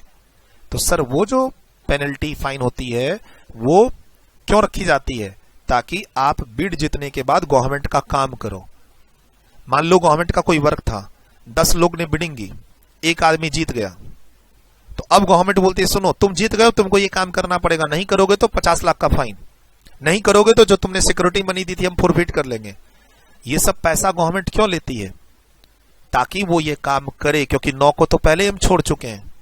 सर 10 लोगों ने बिड डाला, 9 को हम हटा के 1 को सेलेक्ट कर रहे हैं और वो भी मेरा काम ना करके दे, तो ये तो गलत हो जाएगा मेरे पार्ट पे, तो मैंने उस पर लगा दी हैवी पेनल्टी। तो ऐसी पेनल्टी पर जीएसटी नहीं होता है, it is just a mayor flow of money, इसके बदले गवर्नमेंट ने उसे कोई सर्विसेज नहीं दी। तो ध्यान रखना, forfeiture of advance money, arrest money by a seller in case of a breach of an agreement to sell an immoral property by the buyer or such forfeiture by the government or local authority in the event of successful bidder for failing to act after winning the bid for allotment of a natural source is a merely flow of money, as the buyer and successful bidder does not get anything in return for such forfeiture or earnest money. Sir मैं अपनी building बनवाना चाहता हूं, तुम building बनाना चाहते हो मेरी, ठीक। अब तुमने वो मेरा जो प्रॉपर्टी था उसको तुमने बीच में ही छोड़ दिया। तो कॉन्ट्रैक्ट में ये लिखा था कि अगर कॉन्ट्रैक्ट को ब्रीच करोगे तो 10 लाख का फाइन देना पड़ेगा। अब 10 लाख के फाइन के बदले मैंने तुम्हें कुछ दिया क्या? नहीं ना, तो जीएसटी नहीं लगेगा।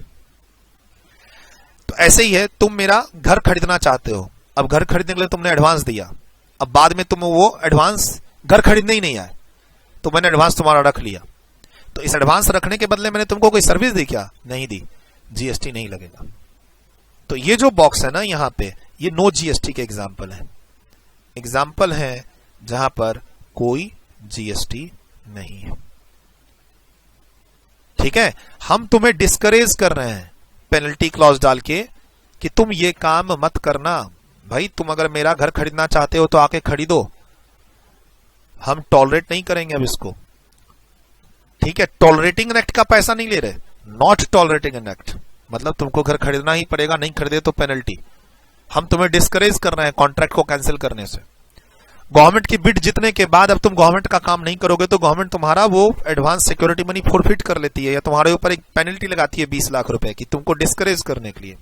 अगेन जो भी पीछे पड़े थे कि बैंक वाला डिजॉनर का चेक का फाइन लेता है, उस पे जीएसटी नहीं लगेगा, वैसे यहां पे भी जीएसटी नहीं लगेगा। अभी हमने पढ़ा बैंक के केस में या वायलेशन ऑफ लॉ के केस में पेनल्टी पे जीएसटी नहीं है, डिजॉनर फी पे जीएसटी नहीं है, वही सेम बात यहां भी ध्यान रखनी है तुमको। अभी पहला नंबर पॉइंट पढ़ेंगे, वहां जाने से पहले ये एक नया पॉइंट है इंश्योरेंस को लेके। सर नो क्लेम बोनस से related value of supply chapter में भी अमेंडमेंट्स हैं। ठीक है, वैल्यू ऑफ सप्लाई चैप्टर में नो क्लेम बोनस को डिस्काउंट बोल के घटाना है इंश्योरेंस कंपनी को। नो क्लेम बोनस क्या होता है, वैल्यू ऑफ सप्लाई चैप्टर में इससे रिलेटेड अमेंडमेंट्स हैं और यहां भी इससे रिलेटेड कुछ बात है। क्या होता है, इंश्योरेंस कंपनी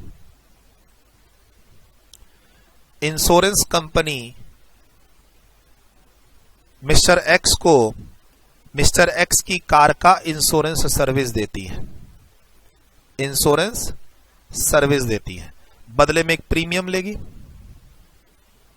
और प्रीमियम पे कभी कभी ये नो क्लेम बोनस माइनस करती है, no claim bonus net premium लेती है। क्यों?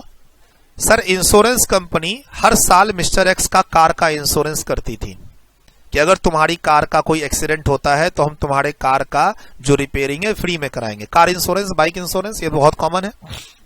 एक इंश्योरेंस कंपनी इंश्योरर का कार का, बाइक का, ये जनरल इंश्योरेंस कहलाता है ये, कि हम तुम्हारे कार का इंश्योरेंस करेंगे, बाइक का इंश्योरेंस करेंगे, तुम साल भर में इतना प्रीमियम दो, अगर कार में बाइक में कोई टूट फूट हुई, एक्सीडेंट हुआ तो हम उसको फ्री में तुमको ठीक करा के देंगे। ठीक है सर, हर साल होता है ये इंश्योरेंस। सर 1 साल का इंश्योरेंस था, मिस्टर एक्स की कार खराब ही नहीं हुई, ठीक, तो अगले साल ना ये इंश्योरेंस कंपनी एक तरह का डिस्काउंट देती है नो क्लेम बोनस के नाम पे, अगले साल का प्रीमियम कम कर देती है। मान लो यहां पर 8,000 का प्रीमियम है तो 1,000 का तुमको नो क्लेम बोनस देती है डिस्काउंट और 7,000 रुपए तुमसे लेती है।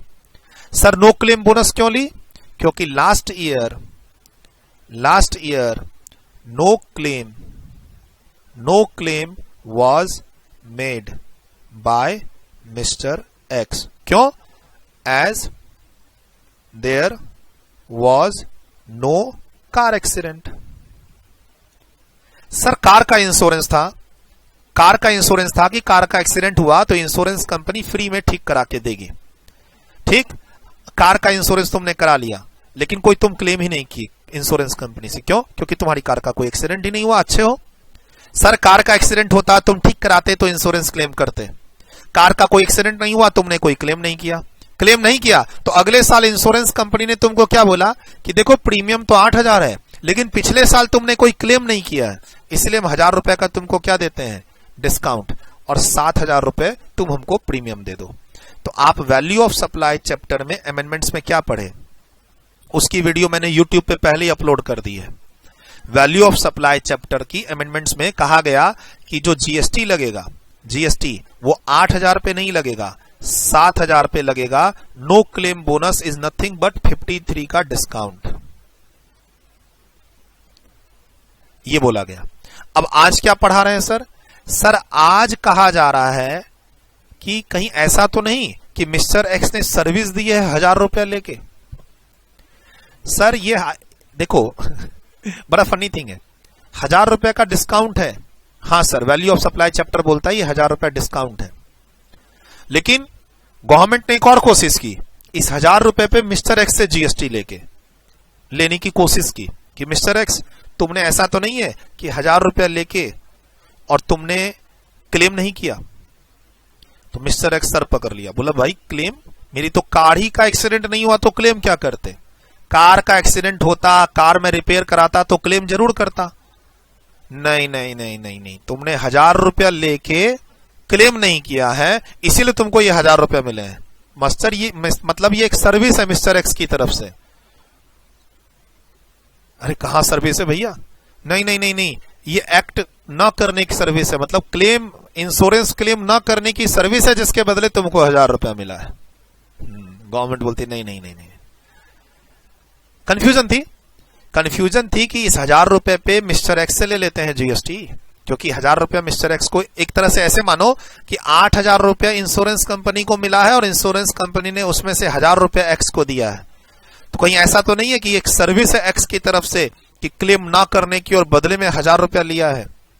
नहीं नहीं, तो ये क्लैरिफिकेशन आता है कि नहीं नहीं नहीं नहीं, no claim bonus is just a discount from a insurance company, it is not a service from a insurer to the insurance company, कि मैं तुम्हें एक सर्विस दे रहा हूं क्या, इंश्योरेंस क्लेम ना करने की, और बदले में तुम ₹1000 दो। वही यहां पर डिस्प्यूट में था। फाइनली जजमेंट क्या आया? It is not a supply. There is no supply provided by insured to insurance company in the form of agree to the obligation to refrain from the act of lodging insurance claim during the previous year. NCB, no claim bonus cannot be considered as a consideration for any supply provided by the insured to the insurance company. मतलब sir ऐसा नहीं है इसमें कि mister x ने कोई service दी है। कैसी सर्विस? इंश्योरेंस क्लेम ना करने की, और बदले में ₹1000 ले लिया। सर मेरी कार का एक्सीडेंट ही नहीं हुआ सर, तो मैं सर्विस क्या क्लेम करता इंश्योरेंस, और ये ₹1000 तो वो उधर से डिस्काउंट मिला है सर, क्योंकि मैंने पिछले साल कोई क्लेम नहीं किया था। अगर मेरी कार ठुकती, मैं कार ठीक करवाता तो जरूर क्लेम करता। सर क्या इंश्योरेंस कंपनी ₹1000 का अंडर ऑब्लिगेशन है देने की? नहीं, इंश्योरेंस कंपनी ने ये अपनी तरफ से दिया है मिस्टर एक्स के गुडविल पे कि उसने पिछले साल कार अच्छे से चलाई है। तो इसको आप वैल्यू ऑफ सप्लाई में डिस्काउंट मान के माइनस करोगे इंश्योरेंस कंपनी के लिए, इसको एक्स की सर्विस नहीं मानोगे। यही बात यहां एक्सप्लेन की हुई है। मतलब नो क्लेम बोनस का जो अमाउंट मिलता है इंश्योरर को, ये इंश्योरर है, इंश्योरर, क्या हम उसको इंश्योरर की तरफ से कोई सर्विस मानेंगे? नहीं सर, ये कोई सर्विस नहीं है इंश्योरर की तरफ से। ऐसा कोई एग्रीमेंट नहीं है इनके बीच में कि तुम मुझे ₹1000 दो और मैं इंश्योरेंस क्लेम नहीं करूंगा। ऐसा कोई एग्रीमेंट नहीं है इनके बीच में। ये कोई एक्टिविटी है ही नहीं, कोई कॉन्ट्रेक्चुअल ऑब्लिगेशन है ही नहीं कि तुम ₹1000 अब तुमको मिलेगा अगले साल, इस साल तुम, कोई कॉन्ट्रैक्ट है इनके बीच में कि तुम इस साल कोई इंश्योरेंस क्लेम मत करो, हम तुम्हें अगले साल ₹1000 देंगे? नहीं, वो तो अगले साल का जब ये इंश्योरेंस पॉलिसी लेने आया तो इसकी एक गुड ड्राइविंग स्किल और इसकी एक हिस्ट्री देखी इंश्योरेंस कंपनी ने, और ₹1000 का नो क्लेम बोनस दिया। It is just a discount. तो डिस्काउंट बोल के वैल्यू ऑफ सप्लाई में इंश्योरेंस कंपनी के हैंड पे इसको माइनस करना है, न कि मिस्टर एक्स को टैक्सेबल करना है। यहां पे इशू क्या है? यहां पे इशू क्या है? अरे ऐसा करें, इसमें मिस्टर एक्स को टैक्स कर देते हैं ₹1000 कि इसने सर्विस दी है क्लेम ना करने की और उसके बदले रुपया लिया है ₹1000 इंश्योरेंस कंपनी से। नहीं नहीं नहीं, ठीक है, ऐसा कुछ भी नहीं है। मतलब तुम मेरे यहां पढ़ने आए ₹10,000 में और मैंने तुमसे ₹2000 कम लिया, 8000, तो गवर्नमेंट क्या बोलती है? सूरज अग्रवाल को चलो 8000, पहले उस बच्चे को 2000 का टैक्स लगाओ। उस बच्चे ने पक्का ₹2000 कमाया है सूरज सर से। ऐसा हुआ है कि इसने सूरज सर को 10,000 दिए हैं पढ़ाने के और सूरज सर ने इसको ₹2000 दिए हैं कुछ और कहीं नहीं जाने के। ऐसा हुआ है? नहीं भाई, ऐसा कुछ नहीं था, हमारे बीच में कोई कॉन्ट्रैक्ट नहीं हुआ है, ये तो मैंने अपनी तरफ से तुम्हें डिस्काउंट दिया है। तो ये वही बात हुई। नो क्लेम बोनस को हम services from insurer to insurance company नहीं मानेंगे, ये आंसर है यहां पे। और नो क्लेम बोनस को हम डिस्काउंट बोल के माइनस करेंगे, ये आगे पढ़ाया हुआ है, आगे चैप्टर में है वैल्यू ऑफ सप्लाई, जिसकी वीडियो यूट्यूब पे पहले ही आ गई है। सारे पॉइंट डिस्कस्ड है, एक पॉइंट बचा है लिक्विडेटेड डैमेज का। उसको भी डिस्कस कर लेते हैं। देखो इसमें कुछ लिखना है क्या इस पेज पे? डन, डन, वीडियो रोक के लिख लिया। देखो यहां कुछ लिखना है क्या? डन, यहां कुछ लिखना है? डन, डन, यहां कुछ लिखना है? यहां कुछ लिखना है? डन। अब एक छोटा सा पॉइंट है लिक्विडेटेड डैमेज को लेके, इसको भी खत्म कर लेते हैं। सर लिक्विडेटेड डैमेज एक तरह का पेनल्टी है, कॉन्ट्रैक्ट के अंदर लिखा होता है कि अगर किसी कारणवश तुमने अगर कोई ब्रिच किया तो तुमको as per contract 20 lakh, 30 lakh, 50 lakh का फाइन देना पड़ेगा। कोई भी कॉन्ट्रैक्ट हो सकता है। जैसे मान लो तुम मेरे लिए बिल्डिंग बनाने का काम कर रहे हो, बिल्डिंग बनाने में 3 साल लगेंगे, ठीक है, और बिल्डिंग पूरी कंप्लीट करके तुम्हें मुझे देनी है, लेकिन डर है कि तुम मेरी बिल्डिंग को बीच में छोड़ के कभी भी जा सकते हो, तो मैंने उस कॉन्ट्रैक्ट में ये लिखवा देता हूं कि भैया अगर तुमने ब्रिच किया कॉन्ट्रैक्ट को तो तुम्हें 50 लाख, 30 लाख का एक फाइन देना पड़ेगा, जिसको लिक्विडेटेड डैमेज बोला जाता है। तो जनरली बात आई कि इस पर जीएसटी लगेगा कि नहीं लगेगा। तो पॉइंट है कि हम ये क्यों ले रहे हैं? To tolerate an act. अच्छा तुम मेरा काम कभी भी छोड़ के जा सकते हो, पैसे दे देना? नहीं नहीं, उसके लिए नहीं दे रहे, हम इसलिए दे रहे हैं कि तुम मेरा काम कंप्लीट करके दो। तो इंटेंशन क्या है इस तरीके की पेनल्टी लेने का कि तुम मेरा काम कंप्लीट करके दोगे। हम कुछ भी गलती टॉलरेट नहीं करना चाहते। एक होता है टॉलरेट करेंगे तो पैसा, यहां क्या है? To tolerate an act. यहां क्या है? To refrain from an act. यहां क्या है? To tolerate an act. Sir एक होता है एक्ट को टॉलरेट करने का पैसा, एक और एक होता है हम एक्ट को टॉलरेट करना ही नहीं चाहते हैं और उसके लिए हम पेनल्टी लगाना चाहते हैं। तो सर वो लैंग्वेज पर है कि अगर पेमेंट मिल रही है टू टॉलरेट एन एक्ट तो जीएसटी लगेगा, अगर पेमेंट मिल रही है टू नॉट टॉलरेट तो फिर जीएसटी नहीं लगेगा। पढ़ते हैं एग्जाम्पल। सर जो एग्जाम्पल यहां डिस्कस करेंगे वही एग्जाम में आना है टैक्सेबल कर देना, नॉट टैक्सेबल कर देना। यहां पढ़ेंगे नॉट टैक्सेबल, एग्जाम में नॉट टैक्सेबल, यहां पढ़ेंगे टैक्सेबल, एग्जाम में पढ़ेंगे करेंगे टैक्सेबल। अभी यहां पर क्या बताया? यहां पे 7-8 एग्जाम्पल है, इस एग्जाम्पल में जो भी एग्जाम में आएगा क्या लिखना है? टैक्सेबल। ठीक, अब पढ़ते हैं नॉट टैक्सेबल वाले एग्जाम्पल। कुछ पढ़े हम लोग, चेक डिजॉनर का एग्जाम्पल, वायलेशन ऑफ लॉ का एग्जाम्पल पढ़ा ना हमने क्लास में। अब कुछ और पढ़ लेते हैं। It is common for the parties, it is common for the parties entering into a contract to specify the contract itself, specify in the contract itself the compensation that would be payable in the event of the breach of the contract. तो sir breach of contract, अच्छा जो पढ़े हम लोग क्या? breach of law, breach of law, violation, law की violation करने पर जो पेनल्टी है उस पे जीएसटी तो है ही नहीं। अब ब्रिच ऑफ कॉन्ट्रैक्ट की पेनल्टी में, ब्रिच ऑफ कॉन्ट्रैक्ट की पेनल्टी में भी जनरली हम लोग जनरली एक आइडिया रखते थे कि ब्रिच ऑफ लॉ है तो जीएसटी नहीं लगेगा और ब्रिच ऑफ कॉन्ट्रैक्ट है तो जीएसटी लगेगा, ऐसा सोचते थे। लेकिन इस सर्कुलर में कहा गया है कि अगर हमने ब्रिच ऑफ कॉन्ट्रैक्ट के लिए कोई पेनल्टी लेवी की है, और पेनल्टी क्यों लेवी की है? To tolerate an act. अगर ऐसा है जैसे कि वो तो मेरी फीस है ना कोचिंग की, लेट से भी पेमेंट कर सकते हो, टॉलरेट एन एक्ट, तो उस पर जीएसटी देना पड़ेगा। बट हमने पेनल्टी क्यों लिखी हुई है? क्योंकि तुम्हारी गलतियों को हम टॉलरेट नहीं करना चाहते। टू नॉट टॉलरेट मतलब तुम वायलेशन ना करो, तुम गलती ना करो, इसके लिए हमने पेनल्टी ली है। तो गवर्नमेंट कहती है फिर जीएसटी नहीं देंगे। पढ़ते हैं। It is common for the parties enter into a contract to specify in the contract itself the compensation that would be payable in the event of breach of a contract. ठीक है। The taxability or otherwise of the liquidated damage is clarified as under. ये liquidated damage क्या है? ये वही है जो contract में पेनल्टी होती है ब्रीच ऑफ कॉन्ट्रैक्ट की। अब उसकी टैक्सेबिलिटी का डिस्कशन कर रहे हैं। It is argued that the performance is the essence of a contract.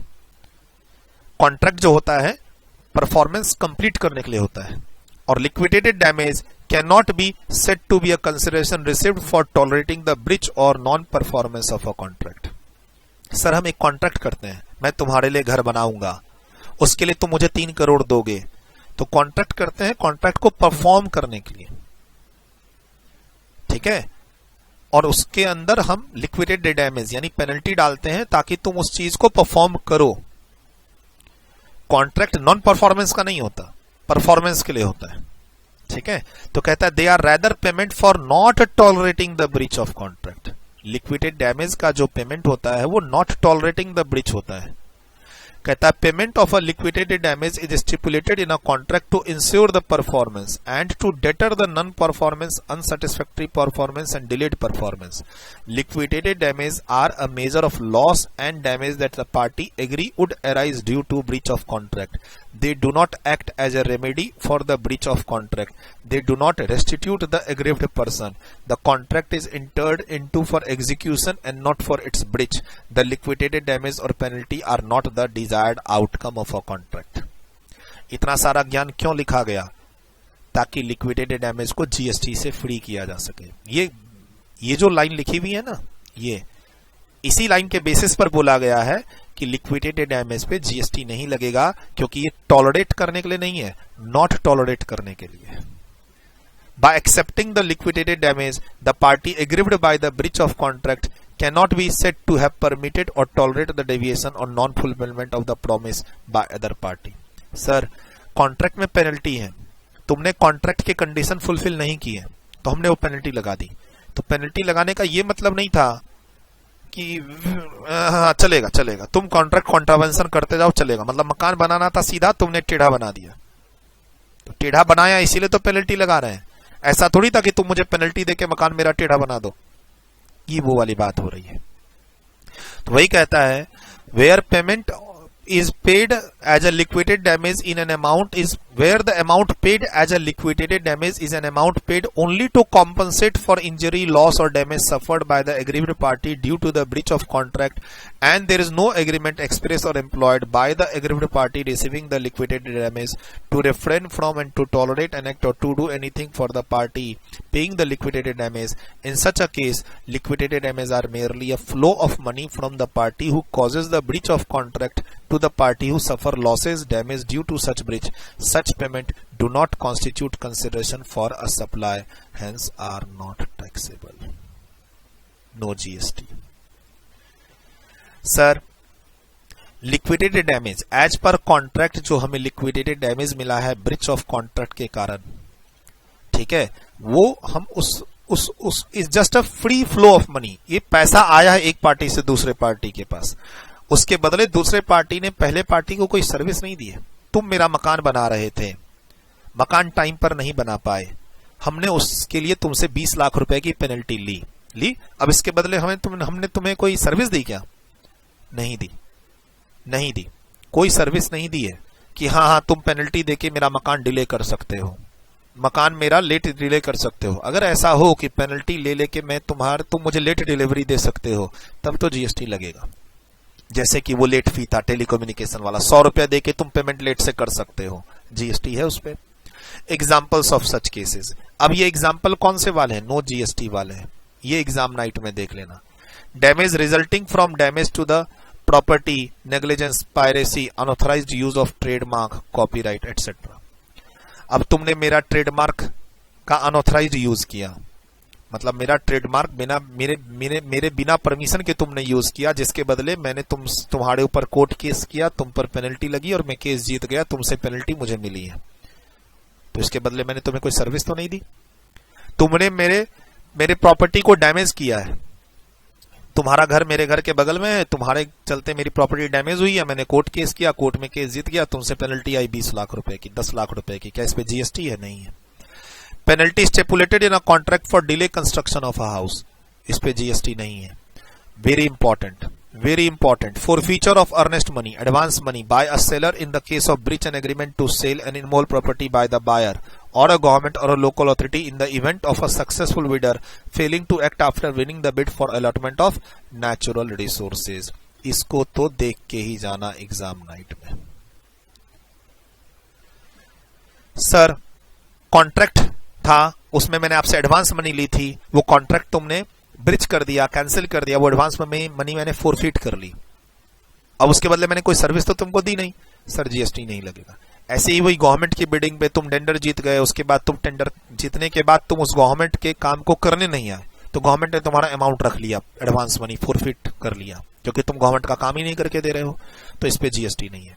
The key in such cases is to consider whether the imputed payment constitute consideration for another important independent contract, emphasizing tolerating an act or a situation or refrain from doing an act or a situation or simply act of doing act. Sir ये जो payment ले रहा हूं ना तुमसे penalty और damage के नाम पे, अगर इसके बदले मैं तुम्हें कोई कॉन्ट्रैक्ट कर रहा हूं to tolerate an act, to refrain from such act और an obligation to do an act, तुमने मुझे पेनल्टी के नाम पे कुछ पैसा दिया है जिसके बदले मैं तुम्हें कोई सर्विसेज दे रहा हूं, रिफ्रेन और to tolerate. For example contract में मैं पहले से लिखवा दूं कि तुम इतना इतना डिले कर सकते हो, इतना इतना रुपया का फाइन दे के तुम on the payment of this much fine मेरा ये काम 1 साल डिले कर सकते हो। ये ऑप्शन अगर मैं कॉन्ट्रैक्ट में लिखवा दूं फिर तुम मुझे फाइन दो और उस काम को लेट करो तो फिर उस पर जीएसटी लगेगा। तो वही यहां बोल रहा है कि क्या कोई सेपरेट कॉन्ट्रैक्ट था क्या उसके लिए, उस पेनल्टी और उस लिक्विडेटेड डैमेज के लिए, ये तुमको चेक करना पड़ेगा। इन सब केसेस में तो जीएसटी नहीं लगेगा, एग्जाम में ध्यान रखना। तुमसे रीजन पूछेगा नहीं, एग्जाम में खाली आंसर देना है। If the payment is merely an event in the course of performance of agreement and it does not represent the object as such of the contract, that it cannot be considered as a consideration, means GST नहीं लगेगा। अब कुछ cases हैं, अब इन cases में GST लगेगा। ध्यान रखना, कुछ केसेस हैं ऑन द कॉन्ट्रारी। अब ये कुछ केसेस हैं जिसपे जीएसटी लगेगा, जैसे कि तुम एक सर्टेन टाइम और डेट के बाद अगर पेमेंट करोगे तो तुमसे मैं लेट फी लूंगा, जैसे कि कैंसिलेशन चार्जेस। ट्रांसपोर्टेशन के केस में तुम्हारी टिकट बुक हो गई लेकिन तुम उस दिन ट्रेवल करने नहीं आए तो तुम्हारा वो अमाउंट फोरफीट हो गया। कहते हैं ना कि रेलवे की तुमने टिकट करा ली और तुम ट्रेवल ही नहीं किया उस दिन, ठीक है तो इतने टाइम के अंदर क्लेम कर लो तो ठीक, वरना वो अमाउंट तुमको नहीं लौटाएंगे। तो क्या उस पर जीएसटी लगेगा? लगेगा। मतलब तुमसे मैंने पैसे ले लिए, तुम मेरे यहां पढ़ने ही नहीं आए, जीएसटी लगेगा? लगेगा। सर वो कैंसिलेशन चार्जेस, जीएसटी लगेगा? लगेगा। सर लीज एग्रीमेंट हुआ था हमारा तुम्हारा और लीज एग्रीमेंट में लिखा हुआ था कि तुम इस एग्रीमेंट को टर्मिनेट करा सकते हो एक कैंसिलेशन चार्ज देके, मतलब 12 महीने के लिए फैक्ट्री में तुम्हें रेंट पे दे रहा हूं 2 लाख रुपए पर मंथ, लेकिन तुम 6 महीने के बाद इसको कभी भी कैंसिल करा सकते हो 1 लाख रुपए देके। तो ये भी एक तरह से कैंसिलेशन चार्ज है और कॉन्ट्रैक्ट में ये टॉलरेट करने के लिए लिखा हुआ था, ऑप्शन दे दिया ना, कभी भी तुम इस कॉन्ट्रैक्ट को कैंसिल कर सकते हो। मकान बनाने के लिए क्या था, तुम्हें मेरा मकान बनाना ही पड़ेगा, नहीं तो 30 लाख रुपए दोगे तुम। और यहां क्या है, यहां क्या है, तुम मेरा मकान कभी भी छोड़ सकते हो 10 लाख रुपए देके, 1 लाख रुपए देके। सर लीज का कॉन्ट्रैक्ट है 5 साल का, लेकिन इसमें लिखा है कि 2 साल के बाद तुम कभी भी मुझे छोड़ के जा सकते हो 2 लाख 3 लाख रुपए देके। तो ये ऑप्शन मिल गया कॉन्ट्रैक्ट में टू टॉलरेट, सर जीएसटी लगेगा।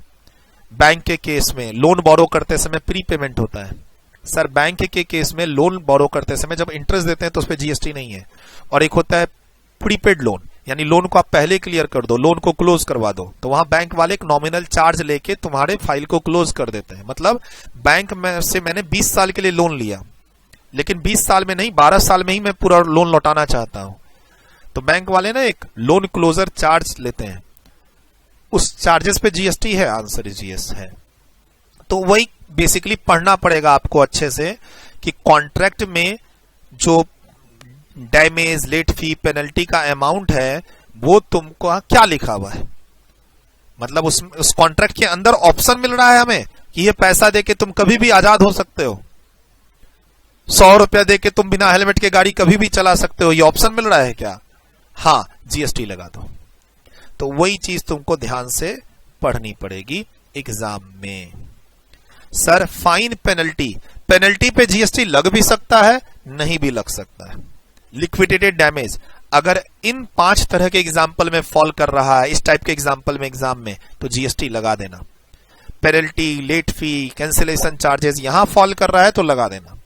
सर यहां हमने तुमसे जो पेमेंट ली थी ताकि तुम्हारे एक्ट को हम टॉलरेट करें या ना करें? ना करें।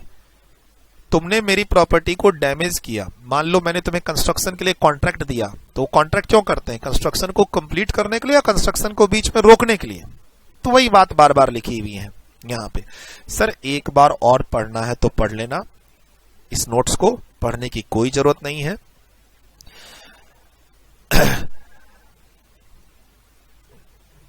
कॉन्ट्रैक्ट को एग्जीक्यूट एंड कंप्लीट करने के लिए, कोई कॉन्ट्रैक्ट है उसको एग्जीक्यूट करना है, कंप्लीट करना है, नहीं किए तो पेनल्टी।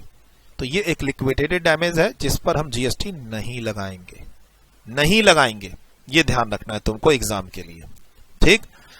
क्वेश्चन को अच्छे से पढ़ना है, उसके अकॉर्डिंगली आंसर देना। और कुछ तो डायरेक्ट आंसर है, जैसे कि सैलरी के केस में बॉन्ड, जब एम्प्लॉयर की नौकरी छोड़ के जाता है एक फिक्स पीरियड से पहले, तो उसको एक बॉन्ड अमाउंट देना पड़ता है, बॉन्डेड अमाउंट 1 लाख 2 लाख का, उस पर एम्प्लॉयर को जीएसटी नहीं देना है।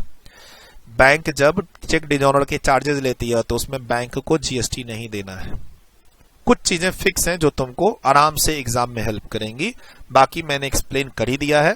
एक बार और नोट्स को पढ़ना चाहते हो तो पढ़ लेना, मेरे हिसाब से पढ़ने की जरूरत है नहीं।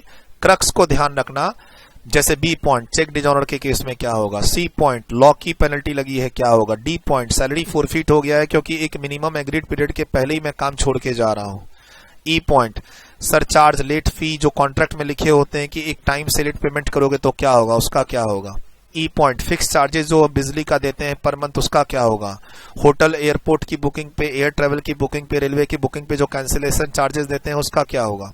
इस तरीके से रिकॉल करते जाना है। क्या नो क्लेम बोनस पर जीएसटी लग सकता है इंश्योरर को, जिसका इंश्योरेंस हुआ है, क्या माना जा सकता है कि उसने ये रुपए लेके क्लेम नहीं किया? नहीं नहीं सर, ऐसा नहीं हो सकता। इस तरीके की बात को रिकॉल करना है तुमको 5-10 मिनट में इस पेज पे आके। बाकी मैंने पूरा डिस्कस कर दिया है, जो भी मैंने अपने नोट्स में ये चीज ऐड ऑन की है। देखिए यहां कुछ लिखना है क्या, डन डन डन डन। जो एग्जाम्पल डिस्कस किए हैं उन पे ध्यान रखना। Bye bye, all the best for your exams. YouTube पे जो बच्चे देख रहे हैं इन वीडियोस को, डिस्क्रिप्शन में जाओ, हर चैप्टर की जो अमेंडमेंट वीडियोस हैं वो मेरे यूट्यूब पे आ चुकी हैं। आप अमेंडमेंट से रिलेटेड प्लेलिस्ट देख लो, आप टेलीग्राम चैनल पे चले जाओ, ठीक। सीए इंटर का टेलीग्राम चैनल अलग है, सीएमए इंटर का टेलीग्राम चैनल अलग है, ठीक। आप YouTube पे प्लेलिस्ट में चले जाओ या इसी वीडियो के डिस्क्रिप्शन में चले जाओगे तो आपको सारे वीडियोस के लिंक कॉन्टिन्यूटी में मिल जाएंगे chapter wise. All the best for your exams. Bye bye, take care.